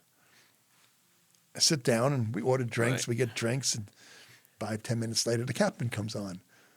We're now in the air 25 minutes or whatever. The captain says, he does this normal spiel, and so for all of you who are wondering where we're going, we're not going to Canada today. We're going to Paris. Tiffany looks at me. She's first starting to say, "What the hell?" Right. And then all of a sudden, as I'm looking at Tiffany, because she's like, what? Right. What did he say? The three ladies are like hovering over us. Right. Pressing you. And then I say to Tiffany, I said, surprise. I said, it's for your birthday. And But you didn't propose yet. No, I didn't propose. I wanted to do it on her birthday 3 days later. It. But I wanted everything to be a surprise. And she's Scott. And then the first thing she says out of her mouth. What? Take a guess. You said it a minute ago. Yeah, but she's got no clothes for Paris. This is Tiffany. Are you out of your mind? I said so I said to her. You just spent $100,000 on clothes now. I said the weather is the same in Paris as in Canada. Style, I Toronto checked it. and the lake. I go, it's beautiful in both cities. And I said, no matter what you brought to Canada, it's going to be just as beautiful. Absolutely not. Yeah. Absolutely not. So, I mean, how could you do that, though? She probably was appalled. Oh, my, she's already right thinking what outfit she has, because that's what, she's next level. Great story. And you actually did propose? On her birthday. You had a ring? Which is a whole nother story. You had a ring? Oh, yeah. Okay. Yeah. Wow. And I found out after we proposed the next day that she had searched the room. She had searched it and looked in the safe in the room for a ring. She was looking to see. You, right? Because I had all these different surprises. Right, but you kept it on you, right? No, I actually, in the safe, there was this cardboard triangle thing that told you how to use the safe. Right. I put it inside that cardboard thing. So when she looked in the safe and we had some stuff in it, she didn't see anything there. She didn't look inside this cardboard thing. Did you go shopping when you got to Paris right away? Oh, yeah. Well, not right away, but we did, yeah. That's a great story. I never heard that story. I love it. A million stories. Yeah. They're all in the book. That's why I said to you, we need at least 2-3 hours for you because you're just an ordinary guy. You know what I mean? Yeah. Someone said, I don't know if it was John or someone said to me, what are you guys going to talk about? I mean, bro, you're a man of few words, but once you get going. I don't really talk about my personal stuff to anyone ever, really. I talk about, business stuff and all the different businesses that I've been involved and started and all the different opportunities and stuff. But, my personal adventures and so forth. And it's only been since I've been writing the book that I've even been talking to my kids about it. I understand that. And the kids are going to be very curious. But I have a question. So Tiffany is now on her way to becoming Mrs. Woolley. You're now engaged. We've gotten through that. And, 5-Star Entertainment is up, running, thriving. I know you spend a lot of time on these wild trips. Yeah. You're a motorcycle rider. Yes and no. But I don't consider myself to be a motorcycle. Well, that's because you were the best in the compared to world. the guys that I know that I've become very friendly over the decades. At what point, though, in your life, to all these motorcycle, you were single? Yeah. Well, this is pre-Tiffany. Yes. Tiffany's just not going to put up with you getting on a motorcycle and driving across Asia. But she has done some of them with me. Right. No, but that's different. Correct. Correct. Tell us the story of your adventure, at least just what they encompass. Meaning, have you ever seen 10 states or 20 states in the United States? I've been to all 50. You've literally been to all 50? Yeah. Including Alaska and Hawaii? Correct. For real? Yeah, multiple times to Hawaii, I get 2 that. times to Alaska. So you've actually been to 50 states? I've been to all 50 states. Okay. Yeah. For all you ordinary guys out there, you might want to recalibrate your understanding. Now, have you ever been, besides Paris, have you ever been to Europe? My middle daughter, Charlotte, who's very much like, let's figure out how many you've been to and what do you remember of each one of them? Why did you go to this one? Why did you go to that one? Love that. So I had to break down. And, for me, it really was because of business, because of so many things that we did doing the health show, doing an environment show, Today's Environment with 400-some episodes with Ed Begley Jr. I mean, we shot that show everywhere in the world. Right. We were doing Planet Hollywood openings all over the world. What'd you do with Planet Hollywood? That's a story. Grand openings, like producing these grand openings. You produced Planet Hollywood, all those movie stars. Yeah. All of them. Yeah. So I had a very good friend, dear, wonderful guy, Dan Barnett, came and I hired him at 5-Star. And Dan traveled all over the world doing all the, I call it the reconnaissance for these different openings. He would go ahead of time. Right. And it's funny because just a few weeks ago, I was going through old video because my daughter Charlotte, she's always asking me, you know, she wants to see it. I understand. And I came across some videos, you know, most of them I had thrown away, but I came across videos of Dan in Germany and in Poland and in Rome, where he was scouting the Planet Hollywoods. So because cool. he would go and then he would send back, or he would bring back the video of like, okay, I'm in Berlin, and this is the street. Here's the Planet Hollywood. Now this is the street that's on the side. This is on the back. This, I think, is where we could put the stage. I think we could have the red carpet run down this street here. We could have staging here. So he would Right. So now I lay know it all out. I've had the privilege of being in your house and being in your office with the memorabilia, right? And there's a particular memento you have from a Planet Hollywood, the leather jacket. Yeah, from Arnold. Arnold Schwarzenegger. You have his leather jacket from where? Terminator 2. The Terminator, of the Terminator movies, that famous jacket, Terminator 2. Yeah. You have that jacket. Yeah. Arnold gave it to you. Yeah. And now he's an ordinary guy, everybody. I mean, I don't know how many jackets Arnold gave you, but Arnold has never given me a jacket. I have shaken his hand, taken a few pictures with him, but he never gave me a leather jacket. And I'll tell you, the jacket is a great. Well, there's a jacket, and then I also have the life-size statue of the Predator. Right. Well, that's that came from another person, Yes. Stan Winston. Stan Winston was probably the most significant individual in Hollywood of creatures. He created E.T., Predator, Chucky. That's an unbelievable thing, by the way. All these creatures he created. He was Right. originally with Industrial Light and Magic with George Lucas, and then started his own company. I think Stan's passed away a number of years ago, but I think he had 12 Oscars. Right. You have also. But he had given me you a have housewarming albums, gift. right? That's from Platinum-selling that's from my albums, music. Gold albums.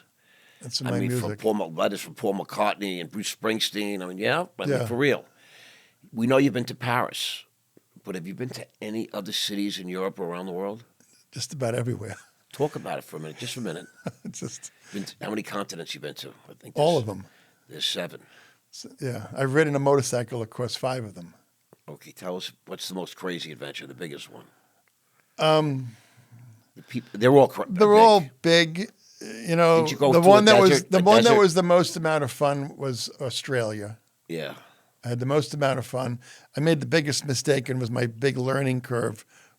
I don't consider myself to be a motorcycle guy, But you've driven like- motorcycles across 7 continents. I just want to say. So if you think you are a motorcycle guy, yeah. I don't consider You like bet. there's so many people that I know that are just. You know, their Knievel. life is Evel Knievel. Their life is motorcycles. Evel Well, Knievel. Evel Knievel. Well, I know Robbie, who was his son, who's Correct. also passed away a few years ago. Sadly, of cancer. Robbie was a good friend. I rode a lot of motorcycle trips with Robbie. Would you Robbie's consider him a motorcycle rider? Oh, Robbie was just like his father. That's what I'm saying. No, So cra- you're and- comparing and yourself. a crazy but fun guy. He's like the Tom Brady of motorcycles. I mean, he's Yes. he's. Yeah, but he was more of a stunt, type of guy. Yeah, but you doing got to these be a great crazy. before you try these stunts. You got to be like Yeah, but there's guys that are like real motorcycle guys. Right. I'm just a guy that somehow Do you still have a motorcycle? I don't. But I've been looking, thinking outrageous. that I want to keep you safe and alive. It's a scary thing. You yeah. get into one motorcycle accident. No, I haven't had one in a few years, and just recently I've been like, how Thinking can I about have it. gone these last few years without one? Well, you. But I've always gone you're on fathering children. I always have gone on trips, if Right. I don't have one, Did you ever ride a my- motorcycle with Tiffany? Oh yeah. Yeah, she's on the back. You were driving. Tiffany went through an amazing experience with me. I'll tell you a quick story.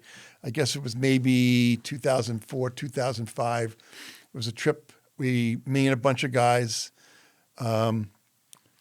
we flew to Bozeman, Montana, Okay. and then we rented motorcycles there. And then we drove about maybe a 30-minute trip to Livingston, Montana, to this amazing ranch. It's kind of right out of the television show Yellowstone. I love Not that, with the yeah. big I understand. stables and stuff, but like a driveway that was like 3 miles long, and you go up this long kind of hill with cabin that's just overlooks the most magnificent scenery. Peter Fonda's house. Wow. So Peter Fonda is probably considered like the god in the motorcycle world. So he's a motorcycle guy.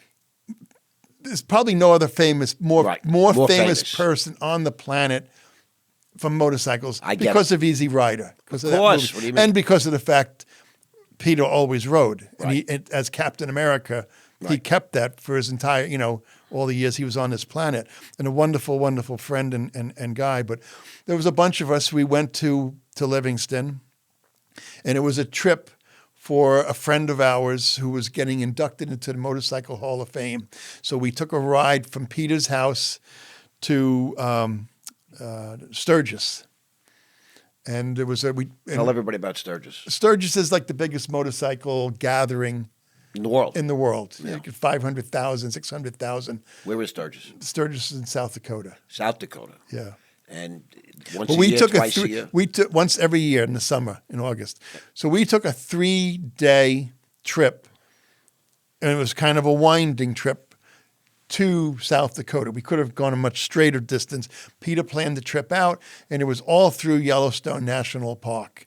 So we pretty much went through every important monument that you could Right. come through to get to South Dakota. Where'd you sleep at night?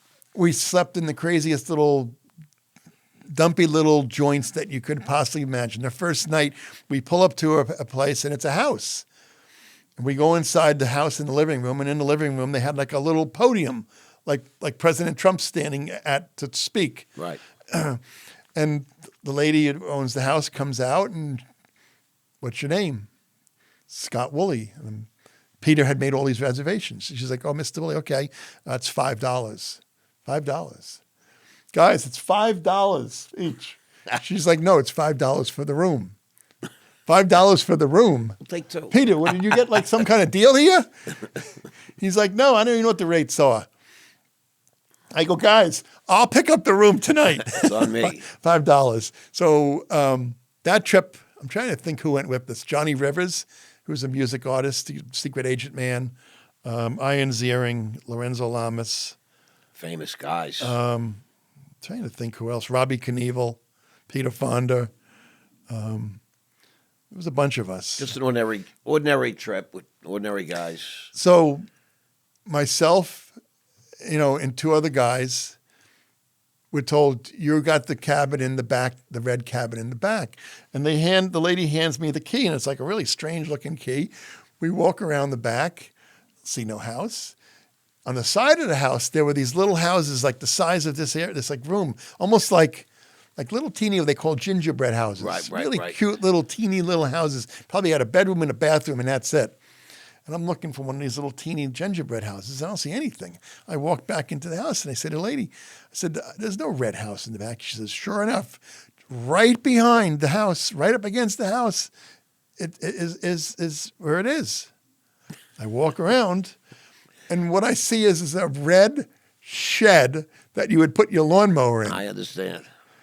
And I walk over, and it's like aluminum, like you could rattle the whole thing. $5. And then I realized the key, it's a master lock key, because there's a master lock. Oh, And God. I put it in, I open it up, and open up the door, and I have to kind of duck in to get in.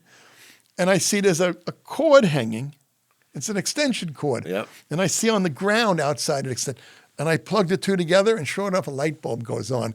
And there's a cot, and then there's two like bunk cots, but with like a foot and a half Right. space for the bottom person. I immediately go, that's mine, the cot by itself. And I throw my bag on that You're cot. with Tiffany? No, not Tiffany. Oh, Just a thank bunch God. of guys. Guy Bill Schaefer. Thank God. And who was the other guy? Alan Oldham.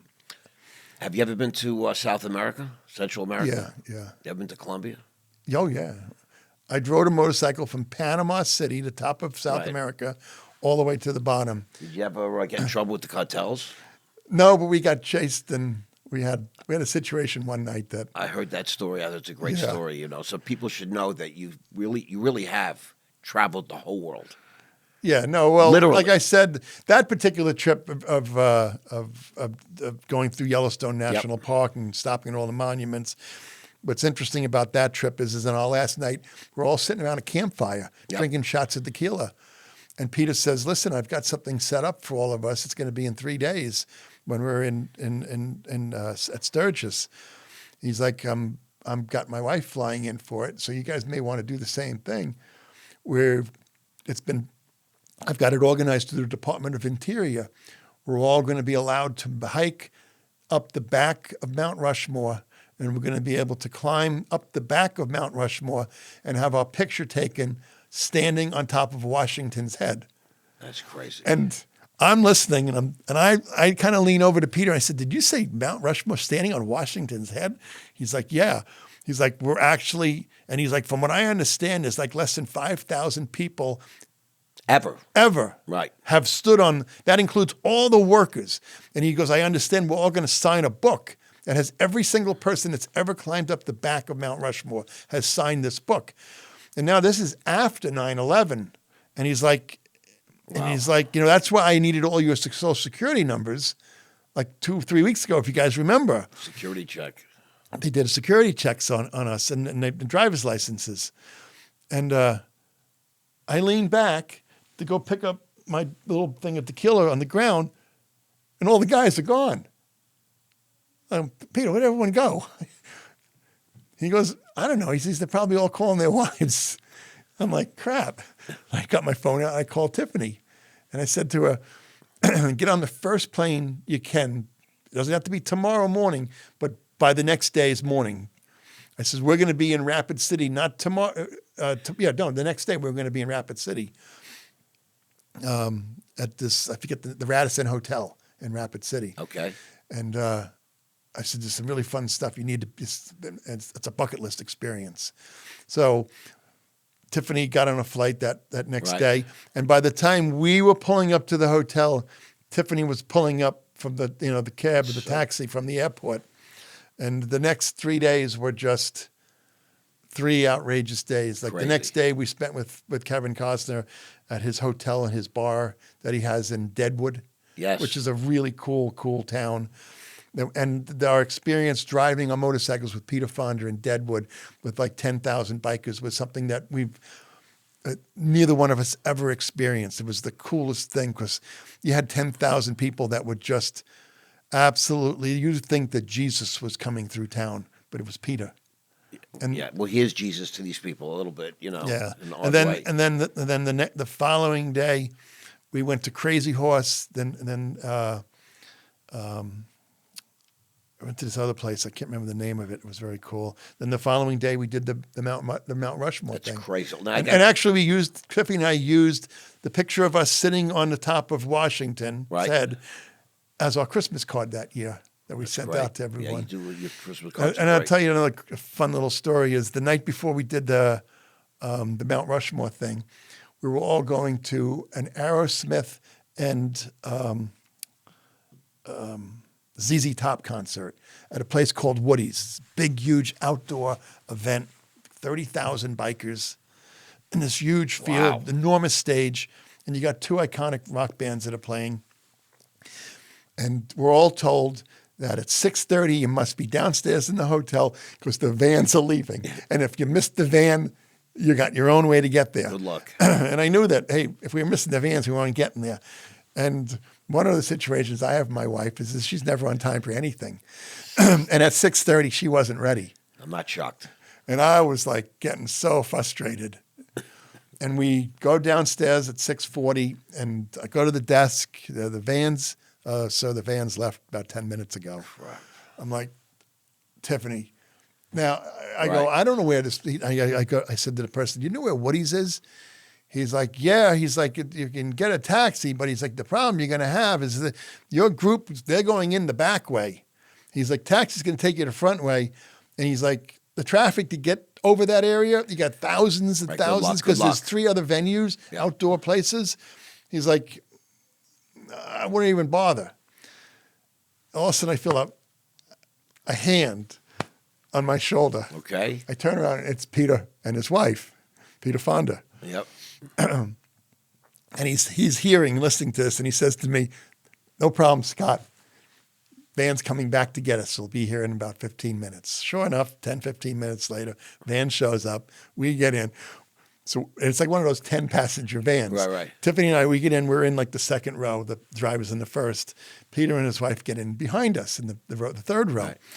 And I'm still like on edge because I can't believe we're going to be late. We're going to miss the beginning of the show. We're going to get there late. So funny. We're going to miss stuff. We probably aren't going to get a good seat. Peter's like, Scott, you just got to calm down. I got you. He's like, you're not missing anything.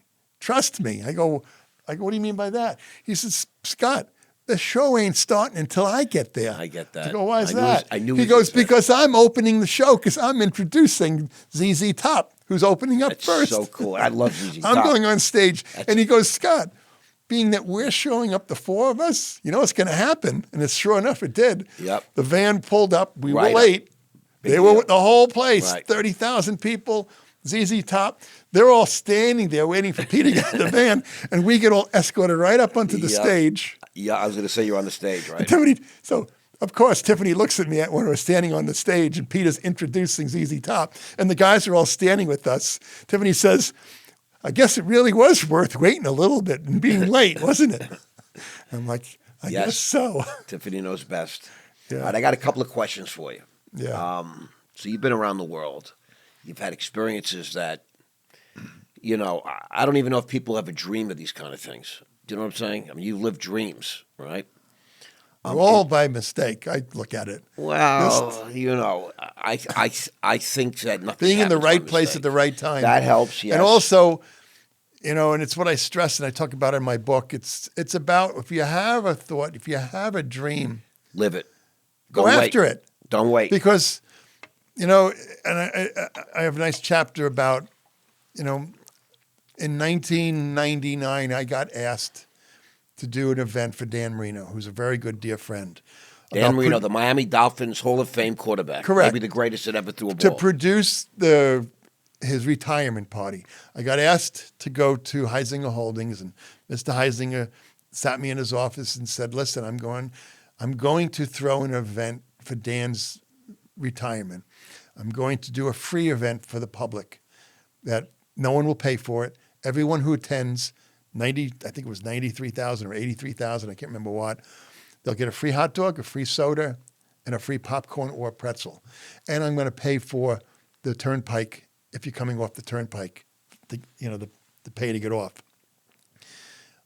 I've got pricing. I've talked to companies out of Los Angeles to do this. I don't want to spend everything I have to do this event. And he said to me, I'm asking you, you've done other events for my teams. Right. And every one you've done, It's amazing. he said to me, I've been so proud of. It made me look good. Yep. And he's like, you know some of the crap that I've gone through in this town. And then, you know, a lot of it had to do with when he kind of got rid of the Marlin players and different things. Yep. I remember that. And I said, and I sat there and he's like, I want you to think about it for 2 days and come back to me in 2 days and tell me, do you have the ability? Are you willing? Can you handle this? What I'm looking for is a 3-hour live event. Wow. You know, that's part of it will be on television, but something for the fans and something for Danny. Yeah. And it was like the day after, I think it was, or 2 days after. It was the day before, I believe, that I went to see and talk to Wayne to basically get it. I was sitting on a project and it had to do with Bruce Springsteen. And I want to ask John if he remembers. I can't remember where it was. I don't remember if it was who was with me, whatnot. But I was talking to people about this thing. Right. And Springsteen was there, and Springsteen sat down and said, hey, let me tell you a story. And he told me a story about the fact that when he had his first opportunity to get a record label, he traveled into New York City to do an audition. And I forget the person. It was a very famous, producer or record executive and whatnot. And he said he was a nervous wreck and that he got on the elevator and he was shaking. Wow. But he realized before the elevator door opened is that whatever happens in a few minutes, he's going to get back on the elevator and go back home. Right. He's either going to get a yes or a no. It's not going to change his life. Well, it'll change his life. But it's not. It can't be any worse. Right. He Right. can get on the elevator and go back home to and his be life. the same guy Right. he has. Go back to his playing life. local clubs and so forth. Right. He's got to look at it. This is an opportunity. Let me do good. That's it. Do the and best the you worst can. he can do is say no. Right. Okay, and hopefully another opportunity will come about. 100%. And it changed, and he's changed his feeling. Stop shaking. The point that he made to me is that don't get nervous about it. Don't worry about it. So he tells you no. Right. He tells you he found Just someone be else. great. Be the best you can. Correct. If you don't go after it, Right. you'll never know if you can get it. Well, no, you know the answer if you don't go after it. The answer is no. Correct. You got to try and get a yes. So you got to go. So out I there. went back to see Wayne, and next thing I know, I was coming back telling everyone at 5-Star that we had this great event. And then I had several people going, "We've never done anything like this. No one. How can we do this?" Did you make money? We didn't make a ton of money, Right. but we made money. But I think more than making the money, and there's been a lot of things in those years, Right. weren't just about making money. It was about the experience. Right. It was about doing something you'd never done before. And what you did for Dan and the whole thing, and for Wayne and the business. I mean, you establish a reputation. I got to ask you a couple of quick questions. Sure. You've lived a bucket list sort of life, an ordinary man doing extraordinary things. Is there anything left on Scott Woolley's bucket list? Is there anything? Yeah, I want to go to outer space. Do you? Yeah, I'd like to go up once. For really? Yeah. Okay. I love that because there are people that Bill Shatner, William Shatner. Yes. Another friend of yours. Yeah, Springsteen's a friend of yours. 2 years ago went up, and after he went up, I had to call him and say, "What was it like? Right. What was it like? Right. What do you As say? a kid he said it was the greatest Unbelievable. experience. Oh yeah, he wouldn't have not given it up for anything. And he's so you happy. want to still go at it, happy. space, even though you have children and all these different things. As a kid growing up, I wanted to be either a baseball player, I wanted to be in the entertainment industry, or I wanted to be an astronaut. Kind of like things I think I most get kids. it. A lot of kids are like, no, But today as I I don't went through know. college, I realized that all those things weren't going to happen. But then I said to myself, I want to make things happen. Right. There was a point with 5-Star that I had an opportunity to go after doing work for NASA. Did you? We had a contract for some stuff with NASA. We spent some time up there. I'll never forget the time that we went and really got taken behind the scenes like no one sees. You've told me about that. It's incredible. No one It's sees. incredible, right? Yeah. You told me about that. Incredible. I mean, the vehicle assembly building where the rockets, Right. they brought us and we were on the roof of the building to kind of overlook and see. Right. They took us to the graveyard, How which incredible. no one know. I don't think people know about it. Right. And it's a field that looks like it's right out of some Right. science fiction movie of It- all the it old is. space, Right. all the old Right. space junk Right. is just rotting away in this field. They took us into the Gemini Control Center, which literally when we walked in, cobwebs and dust. And what a feeling it was that, in the early 1960s, the Gemini program I remember. was all being done out of this building. Yep. Then they went to Apollo, and that's the big change. But I just want to say you've lived a fascinating life, and I know that we haven't even touched. We've touched maybe 10 or 15% of the experiences you could share with everybody. That's how amazing, or the better word is extraordinary, the life that you've lived as an ordinary man. Right. I don't know that there's anything really ordinary about you except the fact that you like to use that line. But I really appreciate you coming here today and sharing with the world who is Scott Woolley. Because I always say, every time I do a podcast, I'm at Scott Woolley Studios. Uh-huh. And because I want the world to know that you're really a special guy and that I appreciate you. I appreciate you saying Scott Woolley made me order this particular sign. At first, I thought it was crazy. John thought I looked terrible. And you know what? Yesterday, Nadine sat here and said, what a great sign. And I've had a lot of people tell me that. And, I look like I'm mixed race a little bit. But that's pretty cool, right? The whole thing is really cool. And you're a really cool guy. Where's Scott Woolley in 5 years? What do you see in 5 years? In 5 years? Yeah. I don't know. It's too far out to project or think about. What do you think? Just, you're on the spot now. You're on camera in your own studio with the best editor for 30 years. 5 years. Will you have gone to space? Maybe. I don't know. Maybe. My guess is if you really want to, you're going to It's go. something that Your kids or your daughters are going to be, 20, 21, right? Mm-hmm. Kensington even older. I mean, it's a different story when the girls get into I their hope 20s. they're not married at that point. I hope they wait a little bit not. longer. Listen, But what they do is, Bill Woolley it's up to them. will get involved. Yeah. Yeah, you learn that from your dad. I get that. My daughter's 24, 21, and they were guys. I'm an individual that really thrives and enjoys doing multiple things at any one given time. Correct. Like You can't sit still. And I can't get myself involved in just one business. Right. I get bored. I understand. But I know I excel in anything that I put my mind to or involved in. We have this great interior design business where I'm now taking it in another direction, meaning we're going to have 2 different verticals going. We're going to continue doing all the high-end residential for clients, and now we're starting to basically flip homes. So we've got one that we're working on right now. Right. We're going to buy the home. We're going to renovate it and put it immediately back Got on to the. be careful though. Right now, it's a tough market for this. I'm just Yeah, sharing but that with you. it's also we know we got a really good buy. Right. Well, you make it. You We make know your that money on the buy side. we can Right. re-renovate it Right. for a fraction of what everyone Anybody else does. could, right? But I'm just saying it's real estate. You make all the money on the buy side. If you buy it right, you'll never get hurt. Correct. But I have direct knowledge on that market. We'll talk about that another time. Yeah, 5 no, years from now. This is a great buy. There's a little bit 5 of years from now.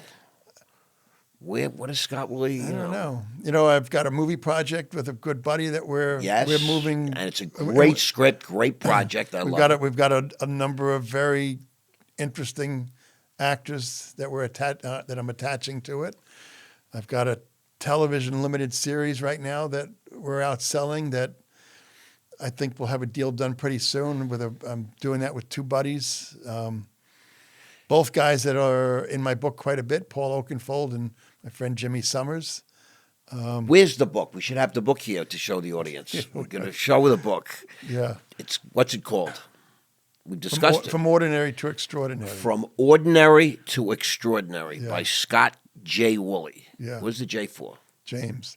I don't use the J in my name.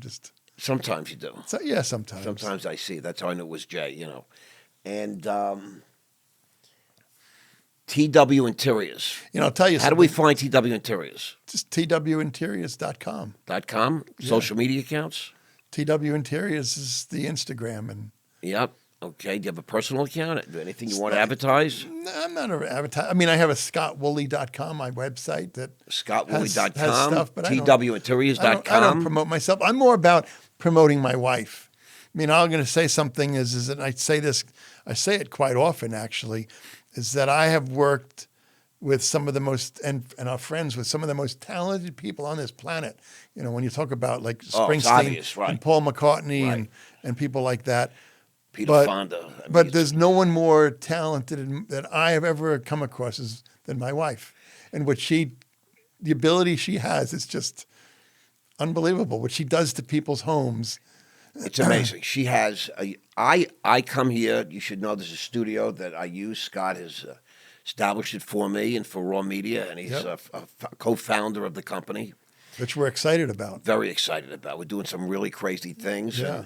And I come to the studio several times a week, and I love to see you, and I love to see John, and I love to sit here on podcasts. But every time I walk in that door, I wonder what Tiffany's wearing. I mean that. Yeah. Because it's like a treat. She's like a walking billboard in an odd way. And when I first met you guys, we first became friends 20 years ago, really. Almost 20 years ago, right? Yeah. I was told by somebody, I don't know how or who this came about, but Boca Raton. Uh-huh. She's the Paris Hilton of Boca Raton. She went to St. Andrew's School where both my kids went, and they said that she would come in a limo in the morning. and I got such a kick out of that. I couldn't wait to meet her and get to know her. She couldn't be more sweet, more down to earth, more real, more fun, better luck, the whole thing. So you've done really well in your life, and really. I'll tell you a funny story about. Let's hear it. You say Paris Hilton. So it's a few years back. I took my wife. This is before I had my twins, so it's 15 years ago. Right. I took them to the Indianapolis 500. And I was very involved, and Five Star was very involved in content and so forth for the Ray Hall Letterman team, Bobby Ray Hall and David Letterman. Yep. And the driver was a great guy by the name of Scott Sharp, who was driving in the Indianapolis 500 and was there for work and also was there just to have fun. And in the process of it, it was like the second day, the day before the actual Indy 500, I got invited by Kid Rock, Bobby, to go. He was performing there. Right. So I got invited to. And his name is big right now, just so you know. He's a great guy. I mean, he was just playing at the inauguration. So I got invited to his show. He's like, because we heard that I was going to be, hey, come by my trailer and whatnot. And so that morning, his brother-in-law, Shakes, who I don't think he still manages, but he kind of handles his management, called me up and said, hey, come to the trailer before the show. The show's going to be at 2:00. And it's like 1:45, 20 to 2. And Tiffany says, aren't we supposed to go? And I said, oh, crap, I forgot. So we grab a golf cart. We get in the golf cart. Tiffany's all like, and I'm just in a black shirt and jeans. Right. And I drive the wrong way to the back of where the stage is. I mistakenly drive into the crowd waiting in front of the stage. And there's probably 7,000 or 8,000 people waiting for him to get on the stage. And I'm honking the horn, trying to inch by inch getting through the crowd. And then these 4 young kids jump on the golf cart. They're like, hey, man, we'll help you get through. We'll clear the crowd for you. And they're kind of pushing, clearing. And people start wondering, like, who's in the golf cart? Who are these 4 guys that kind of look like quasi, like roadies or whatever? Right. And people start looking, and they're looking. And then and it starts becoming like it's Paris Hilton. It's Paris Hilton. Because it's Tiffany. And people, she looks like Paris Hilton. Now people are screaming, Paris Hilton's in the crowd. And as we get to the gate, the people at the gate aren't opening the gate, and the 4 guys are going, we got Paris Hilton in the car, in the golf cart. You got to let her in. And the guys, like the 2 guys behind the gate, they're looking, and they see Tiffany. She's got the big glasses on. Yep. And sure enough, the gate opens up, and I'm like, Tiffany's like laughing over the whole thing, and I'm saying to her, just play it cool. Just be a Paris Hilton. Exactly. But then people start throwing big cups of beer, and she's like, let's get out of here. Let's get out of here. And then we get through the gate. They close the gate. We're now back, and the 4 guys are on the golf cart with us. And you've now adopted 4 kids. And the security guys, they're like, are these guys with you, or we got to kick them out? And Tiffany nudges me, let them stay. Yeah. I said, they're with us. That's the kind of woman she is. So they helped us get through the crowd. That's true, but really, especially when the beer was if Tiffany wasn't there, you guys would have got to first base. Correct. I would have never got through the crowd. You're just an ordinary guy. Yeah. Listen, I want to thank you so much for spending this time today. I so appreciate you, man. And you're amazing. And I see part 2 in your future. Okay. I see a part 2. Let's do it. We should talk more about business if we're going to do that. 100%. But I mean, this was the entrepreneurial side of business, and 100%. And this was such a treat. This was such a treat for me. But for all of you out there, if you don't know Scott J. Woolley, now you know. He's a special guy. This was a special day. I want to thank you very much. You're the special guy. Thank you very much. I appreciate that. I appreciate that very much. What a great podcast.